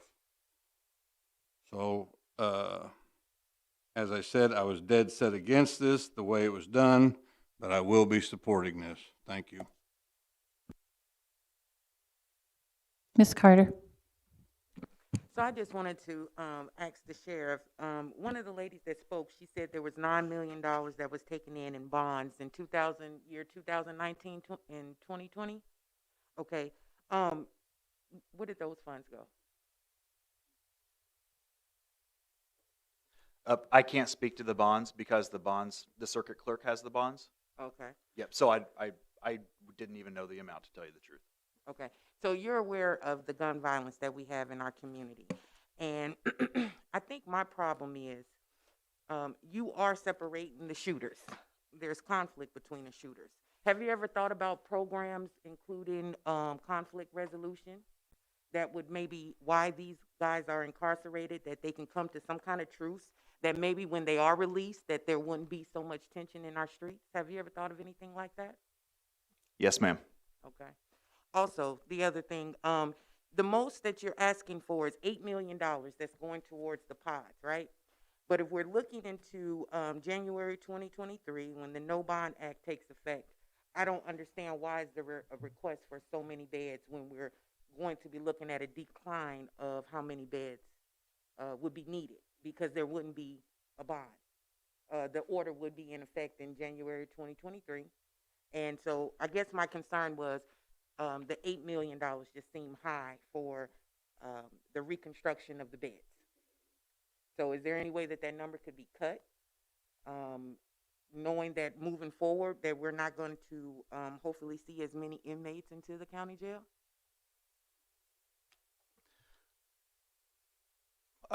First off, if I'm understanding your question correctly, to build the 2 pods, I think it's more than $8 million. Is where you?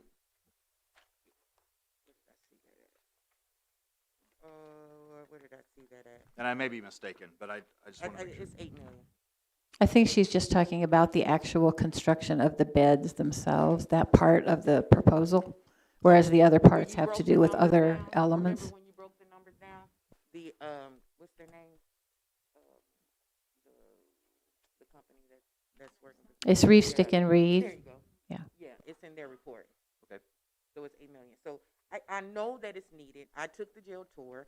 I definitely did not want to vote for ARPA funds. I did agree with a lot of my constituents about the funds being used from ARPA funds to go towards the jail, but I do see the urgency. I did take the jail tour, and because they are inmates, that does not mean that they need to suffer. My concerns were a library. Right now, inmates have a cart in a closet. I feel like when inmates maybe wanted to research their case and or have a little recreational time, there should be an actual library in the jail that they should be able to leave out their cell and go to. Can you answer the question why they're not going out getting fresh air? Can you tell me why they're being confined so much? There is outdoor recreational space. Okay. Mm-hmm. There is. Where? I said there is. Yes, outdoor? yes, ma'am. Okay. There is. Now, a lot of it will depend on, we're rotating out with COVID restrictions and things like that, but there is outdoor recreational space. Yes, there is. Okay. So there's no way that we can get below your proposal of 21 million. You don't think you can maybe cut that 8 million maybe in half or somewhere where we can get that number a little lower? My best opinion is that the proposal is the bare bones proposal. Knowing that we don't know exactly how it's going to affect us in 2023. You don't know that any better than I do. Yeah. So it's just best guess with looking at the jail population and things. But I believe, in my professional opinion, the proposal that is at the county board is the proposal that is needed at a minimum. Thank you. Mr. Goss. Thank you. As per usual, I mean, we're doing this halfway. I'm really disappointed in the funding source on this. I'm disappointed that you don't want to use more ARPA fund and reduce the amount of borrowing, because guess what? If you borrow less, that money is now available. We're paying interest on that money. That money could have been used available every single year for 20 years to put towards programs. Your ARPA funding's going to run out. You're going to be lucky to stretch your ARPA funding for programs into a few years.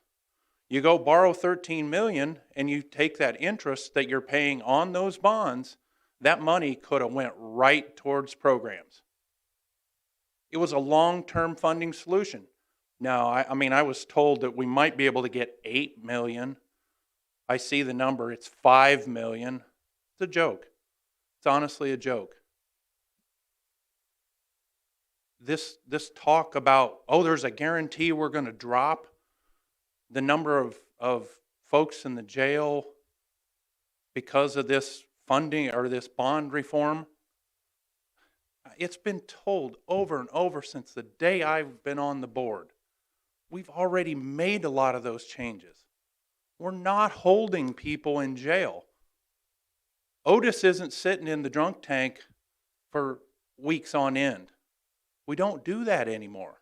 We're trying to get them out, and especially with COVID. We really want them out of the jail because we know that when we put people close together, it's not safe. It's a joke that you chose to do this and look at the short term once again, halfway funded it, and then took bonding to put on the backs of the taxpayers, and you could have taken that same money that comes from public safety sales tax, and it could have went right to the programs for 20 years. And you chose to take ARPA funding that might get you 3. I don't want to hear you come back to me and tell me how wonderful the programs were for 3 years, and then you want to ask for more money.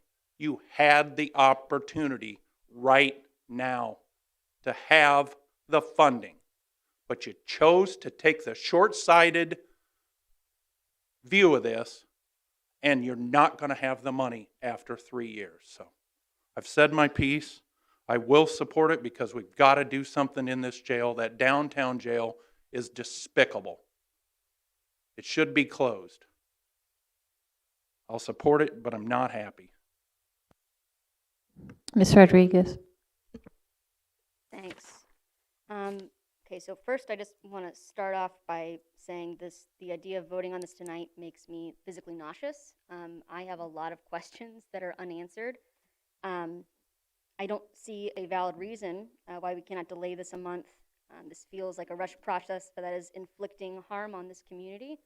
This is an animating issue, particularly for our activist community. I would also like extra time to consider this proposal. I can see that members of the special committee clearly understand and put great care into these recommendations. That's obvious to me. But I don't know how to explain this to my constituents. We got the recommendations on the 9th. I haven't had an opportunity to work with staff to understand some of this. I would like to offer an amendment to table, but I think my caucus would set me on fire, so I'm not going to do that. Instead, I would like to ask just a few questions and see if I can get some clarity. First, I just wanted to ask like a super basic question. In the proposal, the strikes, does that reflect the decision-making process? So it was included and then was stricken? What you're referring to is in the report, the updated plan that we have this year, the $20 million proposal, in the descriptions, it features the descriptions from the 2019 one, but it does a strike through for the aspects of the plan that were eliminated, so that you can still see, what this proposal removes. Does that make sense? Yes, that does. So I have a follow-up question then. I see that visiting space was stricken. Can you walk me through why that was stricken? I can mention the page if you'd like. Page 6? Are you asking me? I guess. I don't know who I'm supposed to be directing this to. Dustin or Dana, can you answer that question, why the visiting space was taken out? So the short answer of it is because I asked for money on what I believed would be covered under ARPA.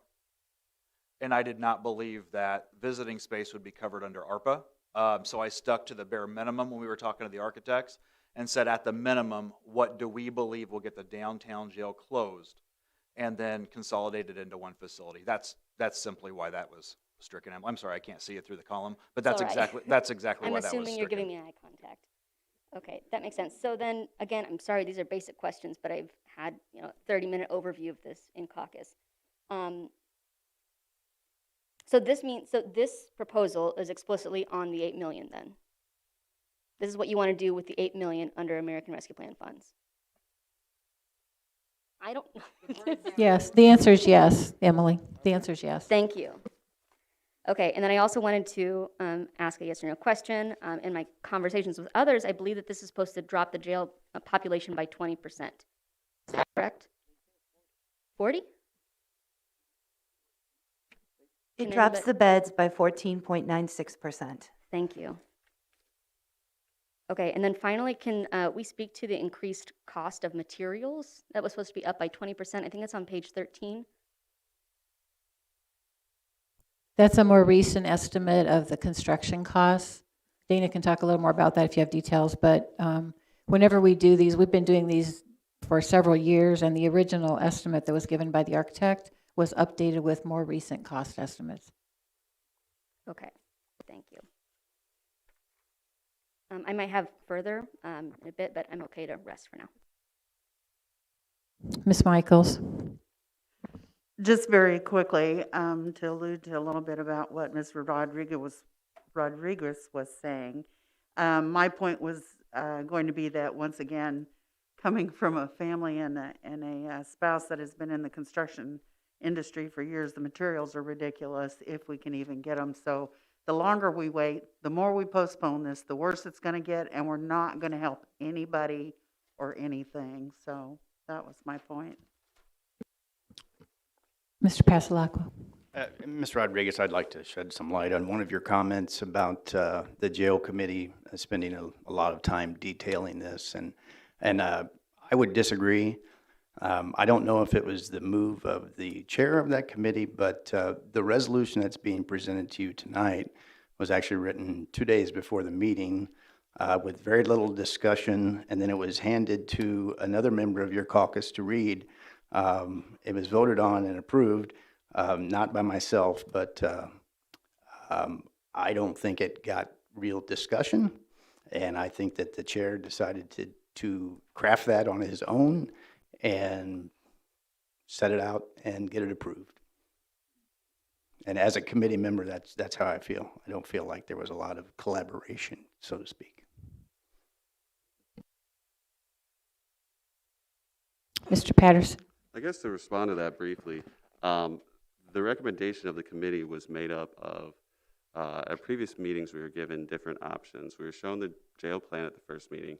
The second meeting, we were given different funding options, and what this recommendation reflects is just selecting from the options we were given. So if you didn't understand it, maybe you should ask more questions. Ms. Furtado. I just wanted to respond to some of the questions about financing. I first wanted to point out that Mr. Goss is right in that the money that we put in from ARPA determines how much money we will have remaining from public safety sales tax throughout the life of the bond. So I know that there is a lot of fixation on which funding source we allocate money from. And I do believe that it is absolutely appropriate that members of the public expect that ARPA money go to the reasons that it was passed by the federal government, right? And they're clearly stipulated in the provisional rules set out by the treasurers. And I think that somebody else pointed out earlier, I think it was Mr. McGuire, that we have done considerable work for that. I want to be clear, we're putting $11 million into our community across the board from our first go-round of money. That said, I am very uncomfortable with funding its entirety out of ARPA because I'm just going to be honest, and I've spent a lot of time looking at the rules. I've spent a lot of time talking to staff. I'm not even sure that within the jail where it's currently considered, that everything within our proposal would be eligible for ARPA, right? So I don't think that $20 million, I'm just going to be blunt, there's specificity onto what you're allowed to do. So things that, public infrastructure that allows for mitigation of, pandemic impact and separation, like that's clearly going to be allowed, but there's some of the stuff within the project that it just isn't. So we're going to have to fund that. Let me finish and then, so then the question becomes, where's that line, right? So the question becomes, where's that line? The $5 million in ARPA, and I mean, I personally could probably be convinced to put more ARPA into it.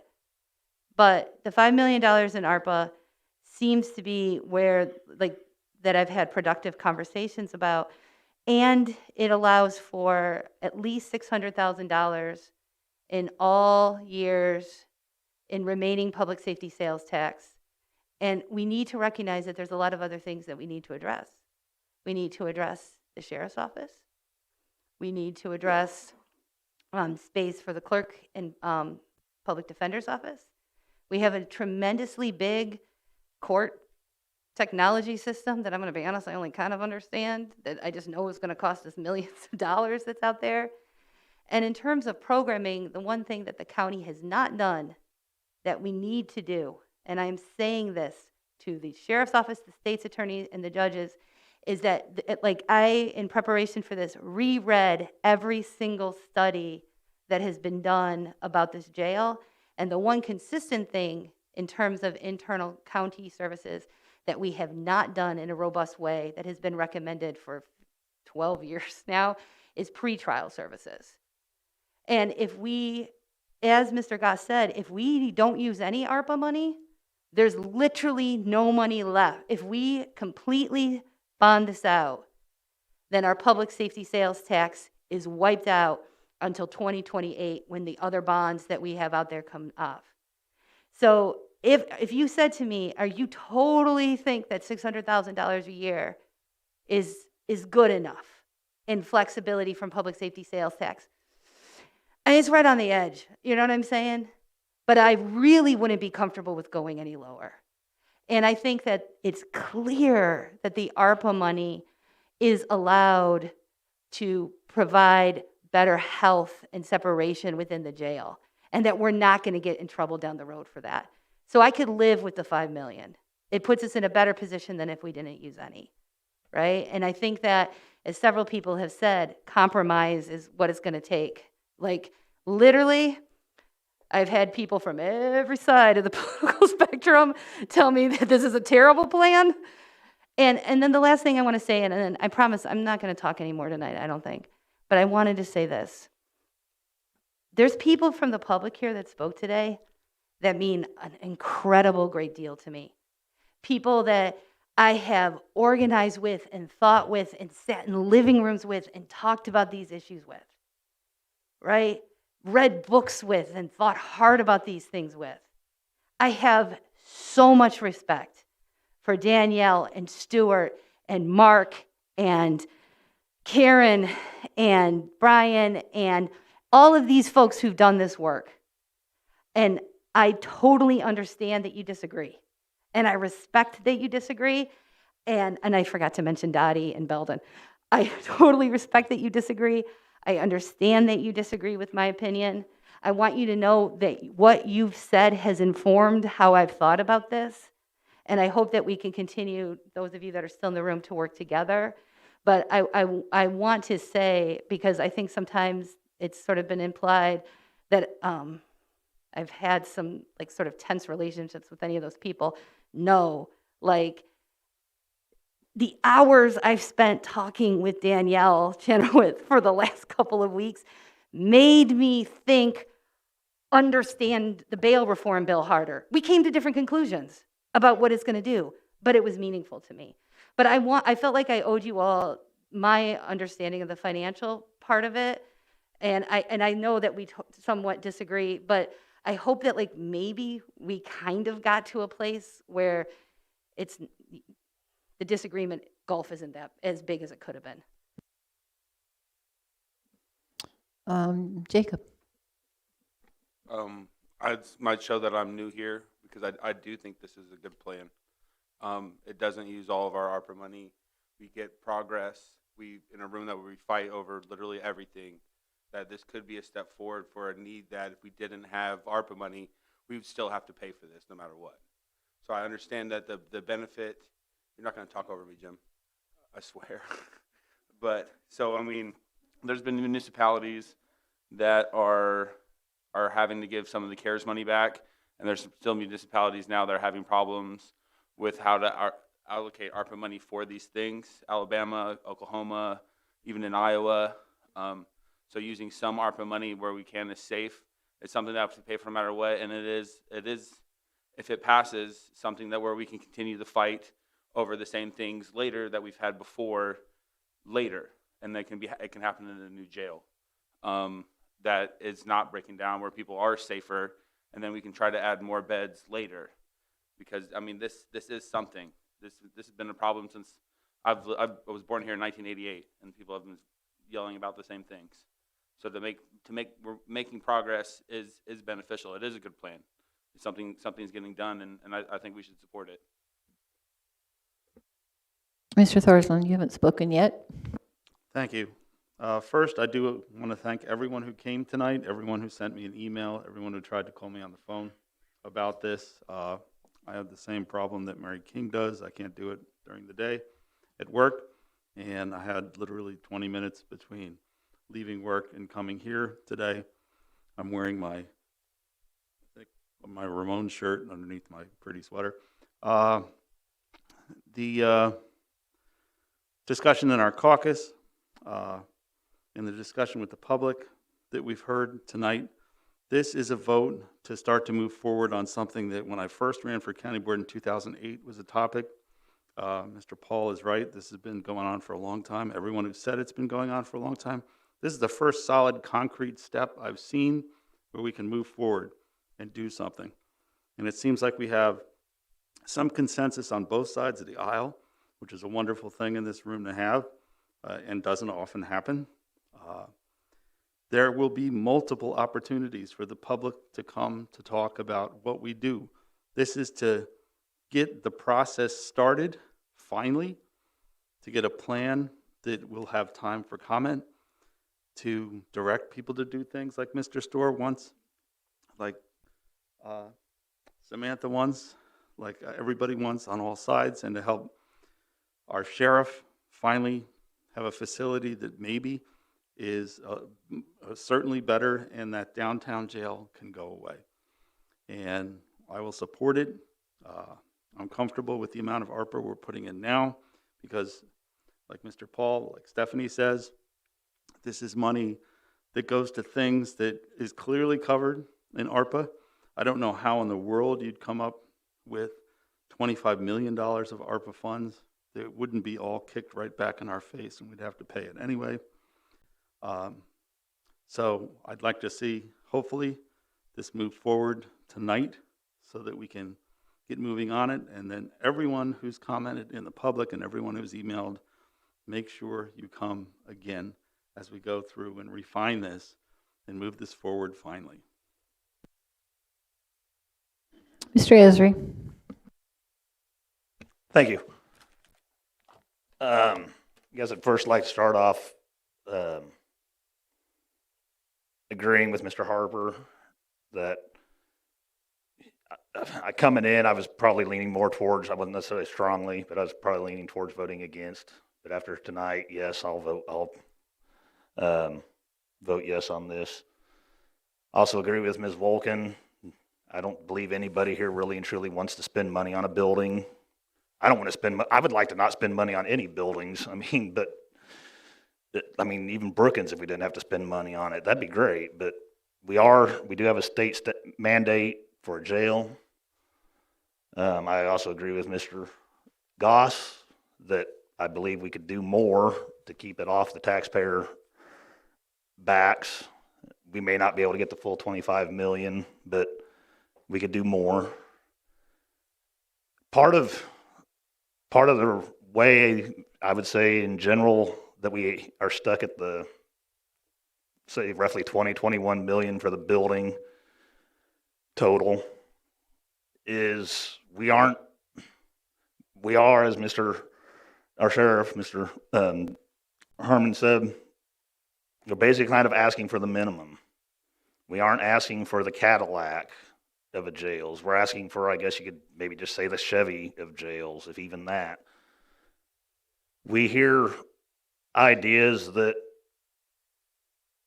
we heard tonight that the jail doesn't provide good medical care, but then we also hear that some of the homeless commit a crime so that they can go get medical care. I find that interesting. I find the idea that we don't have fresh air for the persons, the inmates in the care of the jail, but yet we do have. And I believe if we were to have built, I've seen plans in the past, if we were to truly build the Cadillac jail, we'd have even better outside facilities, but I don't believe we can get that Cadillac jail facility plan passed through this board or probably even the community, so okay. We're currently housing upwards of 70 people outside of the county. There's been talks from the people who are opposed to basically any building of the jail. We've heard both sides of that from the same group of people I have the years I've been on here, in that it's terrible to house them out of jail because, as our sheriff has stated, they can't meet with their attorneys as easily, they can't meet with their families as easily.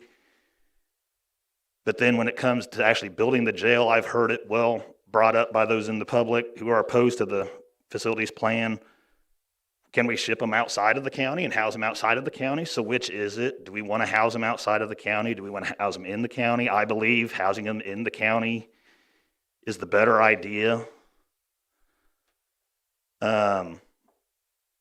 This has been an issue, yes, for at least as 2008, probably even more. Probably ever since, believe I've heard it, ever since the satellite jail was built, it wasn't really adequate. And definitely the downtown jail wasn't truly adequate from the day it opened. So in closing, I guess I will support this. I wish we could do more. I wish we would do more as a body, as a county board, to truly getting this action taken. I hope I'm wrong, and I hope we do truly get this taken care of this time. We actually get a facility built that will allow us to close the downtown jail. But I could easily see this turning into a nursing home if it isn't already, in that we keep studying it, and we have a plan now if it passes tonight, and then it falls to the wayside later on. I've seen that happen with the nursing home.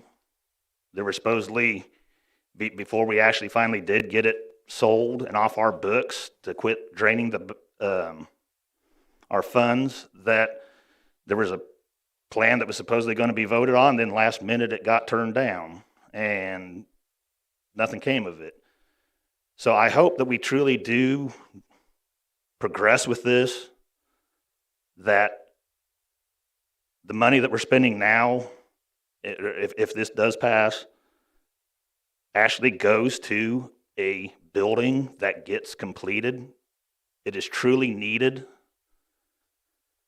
No one can predict what this bail reform is going to do. It could, it's my understanding that it still leaves discretion to the judges. We don't make those decisions for the judges. We aren't in those courtrooms. So instead of potentially having the option to put someone out on, give them a cash bond that, granted, maybe they can't make it, but yet there is the possibility that they could make bond. So now then it's just limiting them to, you're either out of the jail or you're in the jail. So there's the possibility that I could see it could increase the population. And to me, that wouldn't necessarily be a bad thing if that means that the truly violent in our community are the ones that are getting put in jail. I don't know if anybody really and truly wants the truly violent, and there are people that are violent, there are people that are evil in this world, in our community. That's a fact of life. And to me, some of these people, I'm sorry, they have committed maybe not their first offense, their second, but yet then again, depending on what they have done, they have forfeited their right to live in a free society. That's my opinion. I know some of you don't agree with that.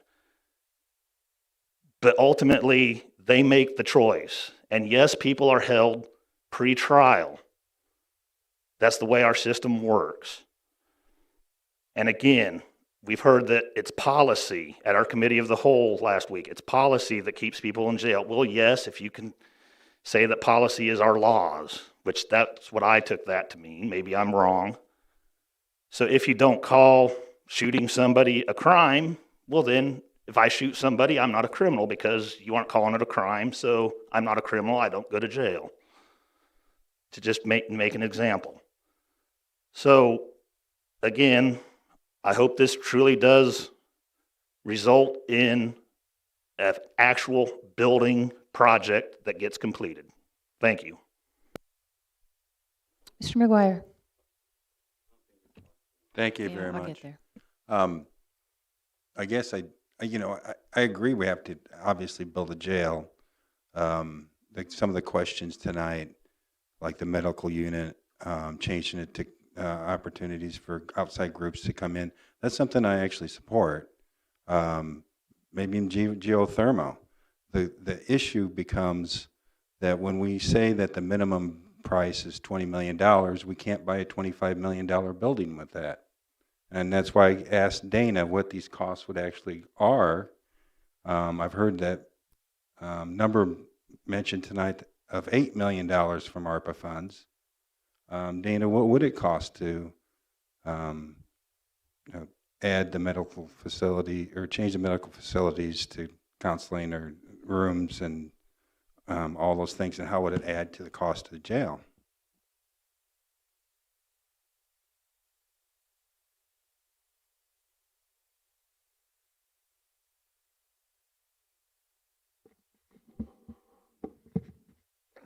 Unfortunately, I can't give you that number off the top of my head. There is some renovation for creating a medical center, medical area in the new proposal. That was part of the sheriff's. This is the minimum that would be necessary for this to move forward and to consolidate the facilities. So, you also mentioned about geothermal. There's actually two questions, because they're adding the cost of the geothermal, which is over $1 million. And then they want to change the current medical facilities and change that into meeting space. Correct. Now, that's an additional cost, as I understand it, from the minimum. That's in the plan. That's in the They took it out. That's the point. we've made some renovations.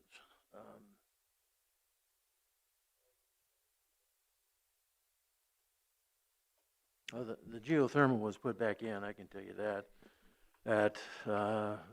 You guys got a price from Reef Stack Reed for $550,000. Now that's geothermal only for the new sections. That is not geothermal for the existing portions of the satellite jail. We are currently in a project to upgrade all of the MEP functions of the facility as it exists today, currently, which will be wrapped up hopefully this spring.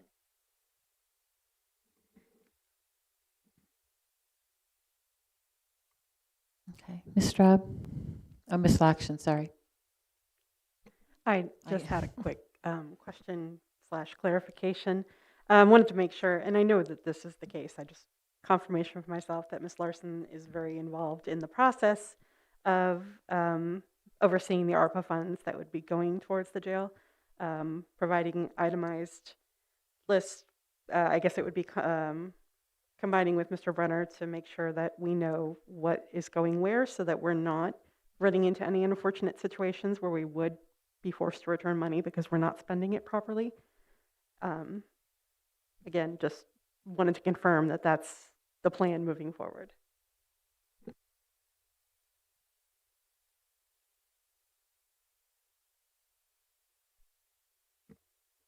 Jenny, who were you directing your question to? I wanted to ask if Ms. Larson and Mr. Brenner, you're very involved together in the process as far as when the construction moves forward, making sure that itemized construction costs are provided, that Ms. Larson is aware of, as her job is, that she knows what is ARPA eligible and what is not.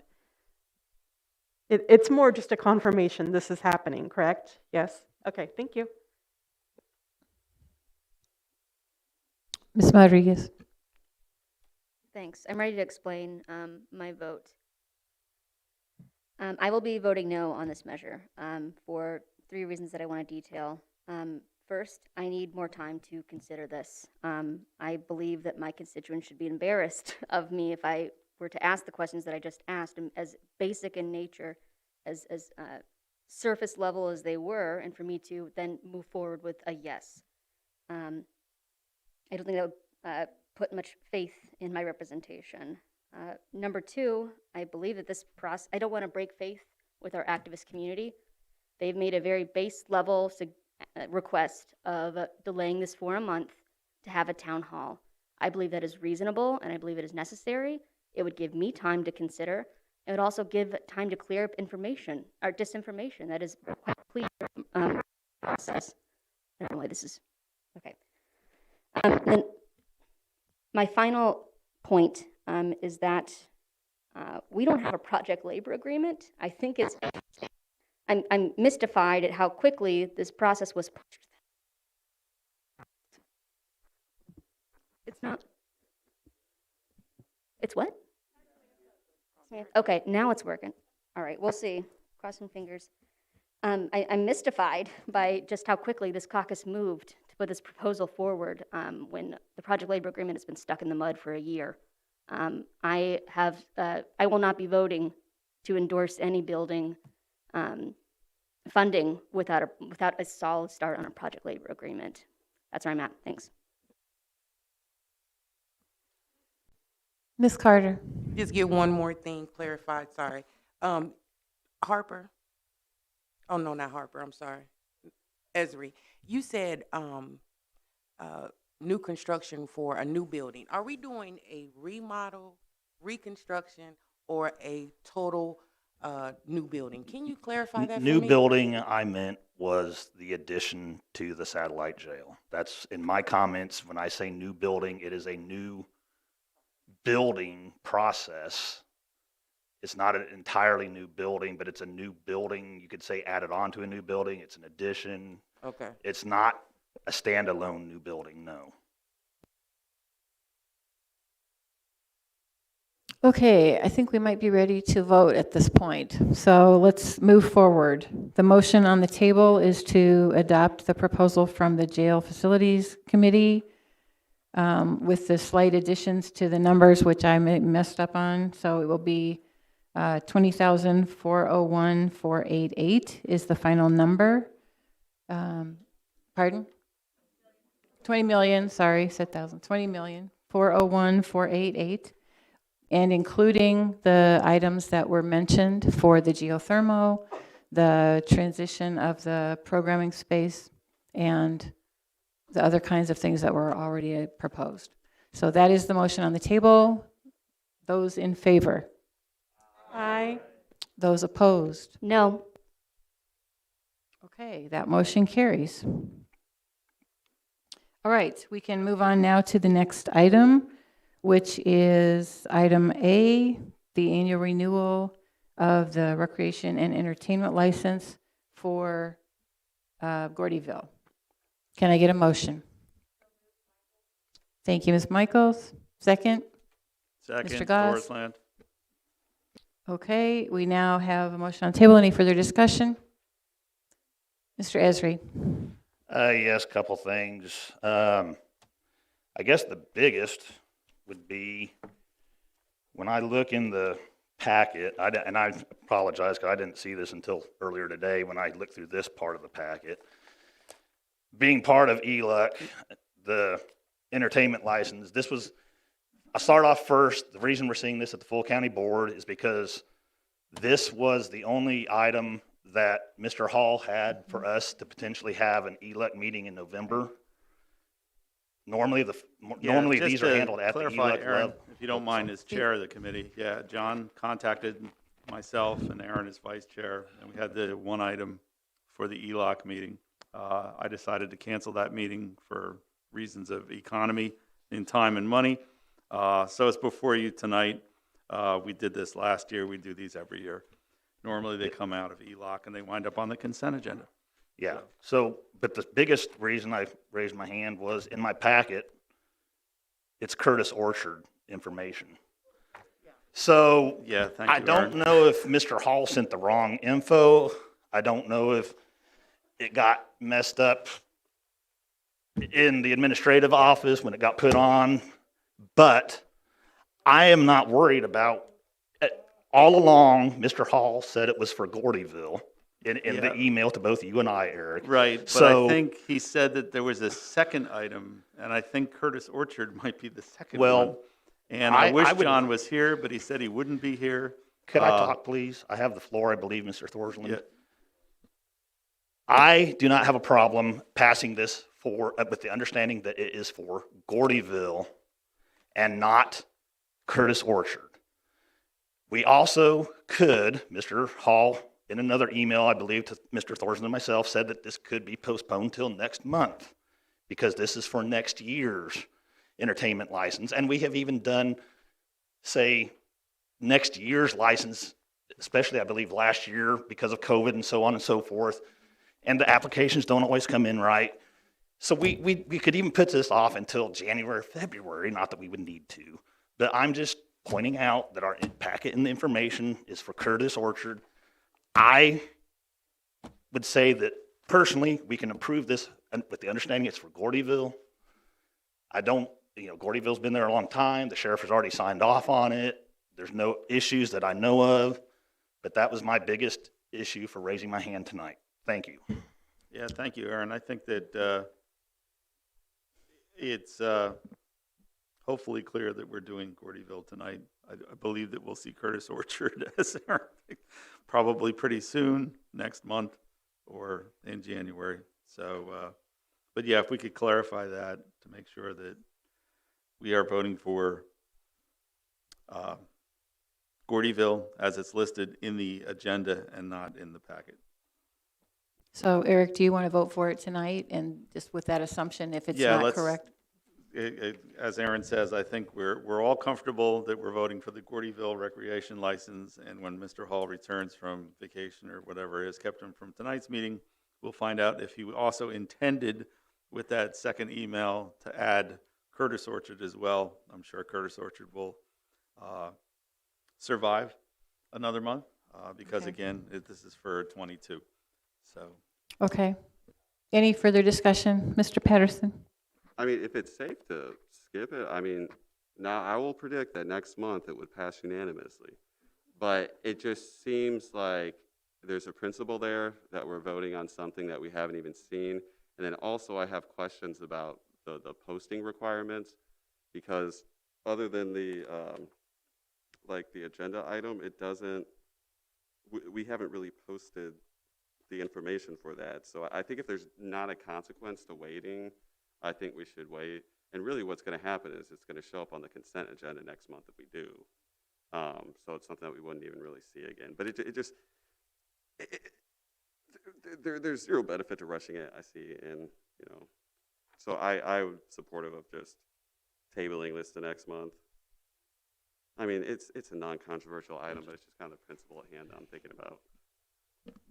Mr. Esri? Just asking Mr. Patterson, when you say postpone it till next month, you mean just bring it, basically, you could say send it back to committee for us to handle at the ELEC committee. Well, we don't have ELEC. We don't have committee, so it would be back to the full board. Well, no, I'm sorry. There's committees in December, so it would go to the ELEC This isn't committee. the election. I'm thinking at your head. So yeah, you would, are you saying take it, basically send it back to committee to be taken care of at the committee level? Yeah, that's what makes sense to me. I personally have no problem with that, or as I said, voting on it tonight with the understanding it's for Gordyville, so 50-50 to me. Okay, we do have a motion on the table, so we need to decide if we're tabling this to the committee or returning it to the committee is how I would put that. Ms. Michaels? If I need to rescind my motion, I'm happy to do that. Yeah, Well, you can rescind the motion, or we can just send it back to the committee. That's fine. Either We way, need a whatever's easiest. A second to send it back to committee, was that your proposal? Yeah. So I'll second And that. speaking Okay, for the McLaughlin, committee, we're sending. we will accept it back at committee and we'll fix it all. Okay, all right. I don't think the committee gets a choice, but that's, okay. So we are sending it back to the committee. Those in favor? Aye. Those opposed? All right, we'll see it next month. Thank you. One of the things that happens when you try to do things at the last minute, so we'll get that fixed for next time. All right, moving on with the agenda. Okay, can I get an omnibus motion for adoption of resolution number 2021-351, authorizing payment of claims, and adoption of resolution number 2021-352, authorizing purchases not following purchasing policy? Mr. Summers. Second. Straub. Ms. Straub. Any discussion? Mr. Storr? I'll have to admit that I think that the $151,125,000 is a new personal best for purchases not following policy. Any other comments? Seeing none, those in favor? Those Aye. opposed? Motion carries. Can the executive get a motion to approve item D, adoption of resolution number 2021-354, authorizing the county executive to execute an agreement between CUPHD and the County of Champaign and the County Public Health Department for the provision of a joint jurisdiction annual health permit for mobile food establishments? Ms. King? So moved. Second, Ms. Straub? Discussion? Do we want to have Mr. Delhaus come and, if anybody has? No? Oh. No, this is for mobile food trucks. Just doing a basically a joint fee. All right, those in favor? Aye. Those opposed? Motion carries. Thank you. Now we have items for discussion only. The first is an update from the project manager, Kathy.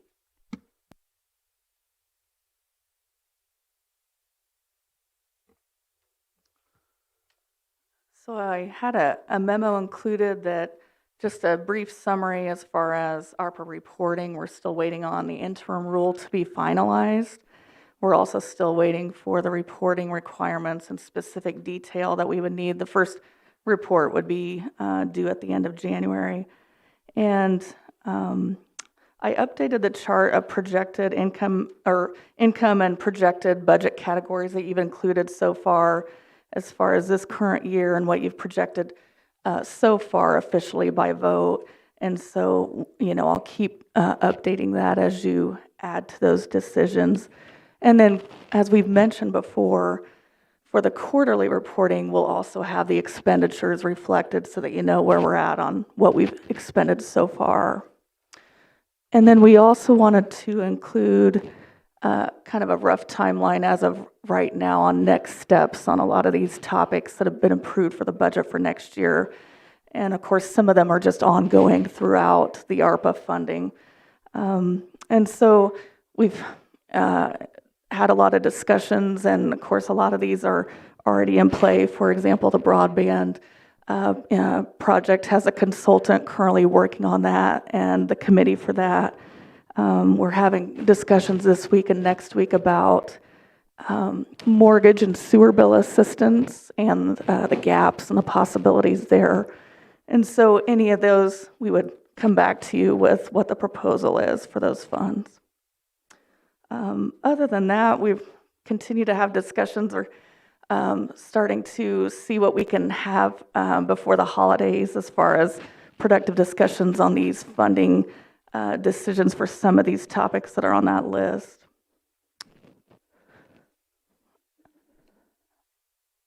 And that's an overview as of right now.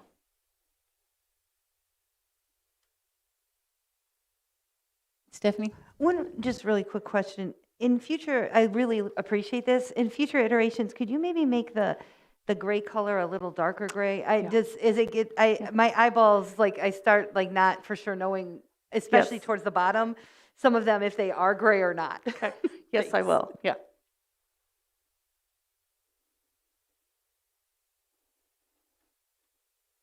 Okay, Ms. Carter. Miss Kathy Larson, just for clarification, you're saying that you will go back and adjust the numbers. Are you saying that in ordinance of how many presents or how many requests you've had for funding, you will go back and adjust the numbers to show how much of a need there is? Is that what you mean by adjusting the numbers? Actually, I mean that for 2022, for example, if there's any budget changes, it would be reflected there for the projection. As you get the additional 20 million or project numbers for 2023 and beyond, I'll fill in those numbers that you projected in the budgets. And then as we start the quarterly reporting as well, we'll fill in what's been expended. So far, what's shown here is what the board has approved. Of course, there's, an even more detailed breakdown of suggested ways to break down a couple of those categories. But we don't plan to change those numbers unless the board says to change those numbers. Yeah. Okay, thank you.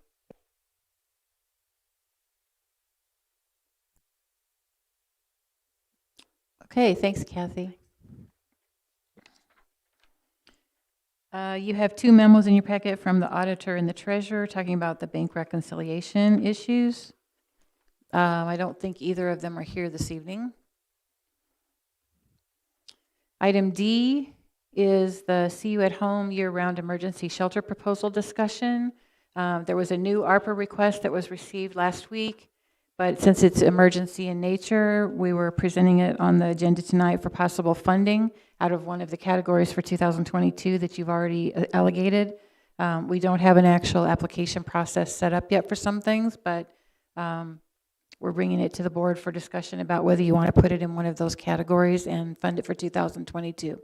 So I will open the floor for discussion. Ms. Lakshan. I'm sorry, I'm not clear. Are we able to bring this to a vote tonight, or? We don't need to vote. What we just need to do is talk about it. So I'll explain the process. So the board has allocated funds for specific categories, which were required in the budget process. So if you want to do a specific project within that category, some of them you've already decided, and we'll just go ahead and work on those contracts or whatever. If you haven't decided specific projects, which in this case you have not, we will bring those back to the board for discussion. And if you tell me to move forward, I will move forward on working out a negotiation about it and then bring it back to the board next month. Okay, thank you. I was just, when you said emergency Sure. in nature, I wanted to make sure we could move it forward as quickly as Yep, possible. we can go forward and I can work out contracts or whatever. And I think, and Stephanie and I have talked about this, we should bring those back to the board so that we should have an official resolution, like here's the projects, but we don't have actual proposals with budgets and requirements and all those kind of things yet. Yeah. So any further discussion? And I know Mr. Dahlhaus is still here tonight, if you want to include him. Mr. Harper. Thank you. Yeah, Rob here, and Rob, I appreciate all the work you do with this deal. I'm not hands-on with any of this.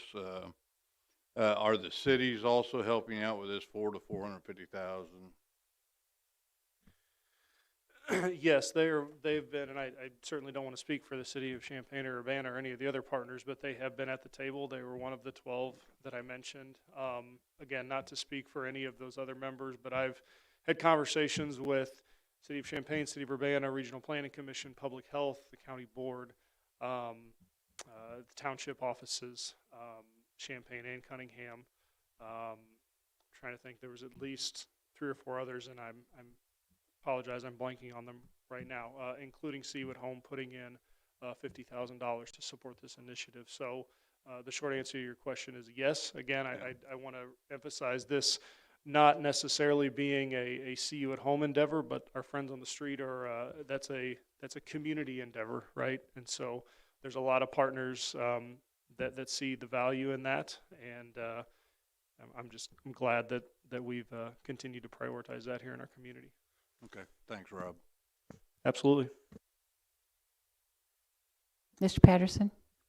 I guess I just want to clarify, Darlene, you suggested that we would add this to the 2022 budget beginning in January.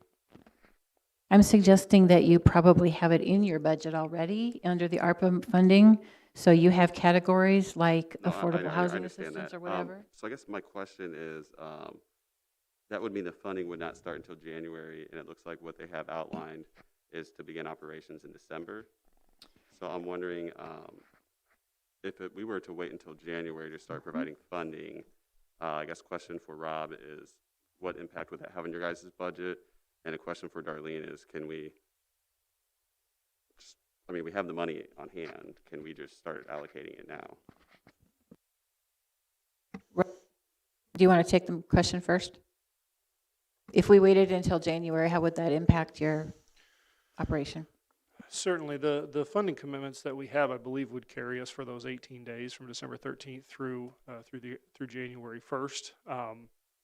Obviously, I certainly don't want to be greedy, but we would gladly take those as soon as possible. But I believe with the commitments we have, we would be able to operate for those 2.5 weeks without any issues. And in answer to the second part of your question, the money's been budgeted in your budget right now for ARPA for 2022.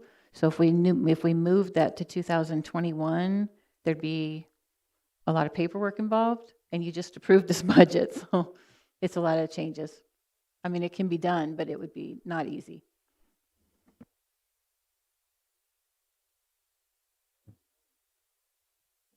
Ms. Michaels? Yeah, I tried reading through this. How many shelters are we talking about? I thought there was like 2 of them listed. Good question. Yeah, so there would be one for the men and one for the women. A couple of the partners that I had forgotten to mention were local churches here in town that would help, that have offered their facilities.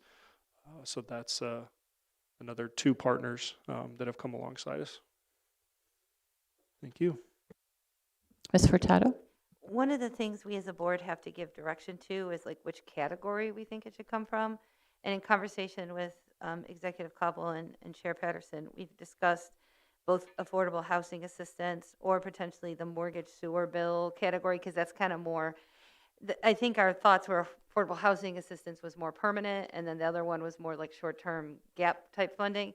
But my thing is that one has half the money, and I think a more clear path forward, because especially on the sewer assistance, like that we had a clear path forward, whereas the affordable housing assistance is going to take quite a bit of planning to get that going, even in 2022. So I would recommend we take it from affordable housing, but I'm just going to be blunt, I'm not wedded to either, but that would just be my suggestion, and I think Mr. Patterson agrees that just take it out of that because it's the bigger, just simply because it's the bigger chunk of money.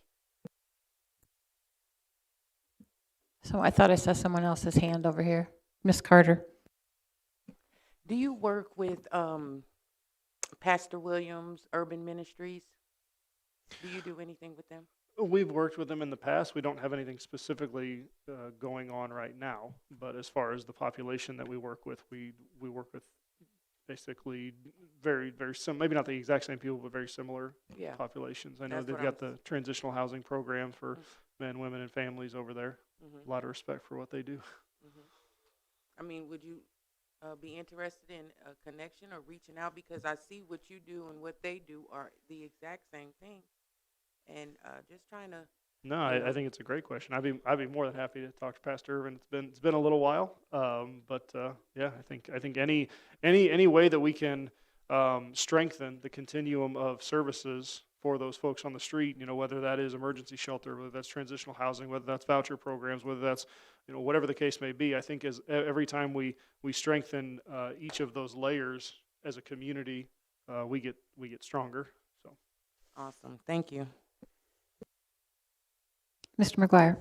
Thank you. I just want to agree with Stephanie. I think this is affordable housing assistance, and see how we move forward. Do we do a straw poll, or how do we give you the okay to go ahead? Yeah, with we can just do a straw poll, or if everybody nods and says, yeah, we like this, we can do that. So, okay. All right. Okay, we can move forward. So I'll bring back something, an actual contract or something like that to the December meeting. Was there another question back there? Pardon? Yeah, that there was. Okay, Mr. Storer. Thank you. I looked through some of your stuff. Do you think that you can recruit enough of the trained personnel that you're going to need, and are any of these volunteer donated services? Thank you. it's a good question. Given the, I would say, vulnerability and potential volatility of the men and women that we might be working with, we are trying to have those higher trained individuals, substance abuse, mental health, crisis trauma intervention, or a subset of those. Given what we are going to be paying those individuals, I do feel that we can recruit strong candidates in a pretty short amount of time. No, I was actually kind of, is that sounding weird? Hello? Hello? All right.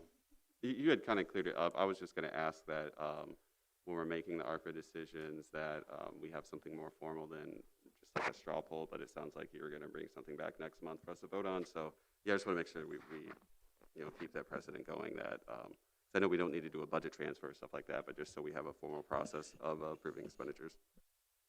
Yeah.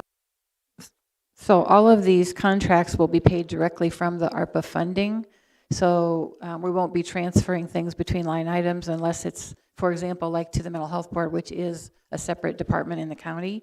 So the bills will come directly to the ARPA, and Kathy will be responsible for making sure they get paid. So that's how the accounting will happen. Just real fast too, I want us to all lend some grace to both Darlene and to Kathy, because we're like building a house that we're living in, you know what I mean? And so like sometimes there's like, they're working out a process, but this is such a clear emergency need that, you know what I mean? So just, it's a little bit tough, but I do think it's really important for clarification that we are gonna have that final, like you said, through some mechanism approval, and I think this works. Well, the problem is that we haven't spent a year developing a process by which we apply, and that there's a contract that people sign. We don't have all that in place yet. And so most of this has to be negotiated as we go along. And if the boards have been very clear that there's something they want to do, and I'll use the land bank as another example, that there's only one thing that does that, so we'll work out something, but we have to negotiate the details. And also just remember, Kathy mentioned, the final rules have not been issued yet. And we want something in the contracts that have to do with the accountability. And for example, there'll be interim reporting so that if it's a longer term project, we don't give them the whole money up front and then we find out they couldn't do it or whatever. So those kinds of things have to be written into the contracts and the agreements with folks. So we just haven't thought through all of that yet. Anything else? Mr. Summers. It appears everyone's completed this portion. My question has to do with our closed session. Are you planning on closing Shields Carter so that we can hold that meeting here? Okay, thank you. Mr. Storr? You want a break? Okay, yeah, so we can move forward on this. Thank you for coming, Rob. I guess we're going to fund you, and you and I need to work out how we're going to do that. Wonderful. Thank you all so very Okay. much. Appreciate it. And then we can take a 5-minute break, and then we will adjourn this meeting to go to closed session so that we don't have to keep any of the public or whatever. We can stop recording. Thank you.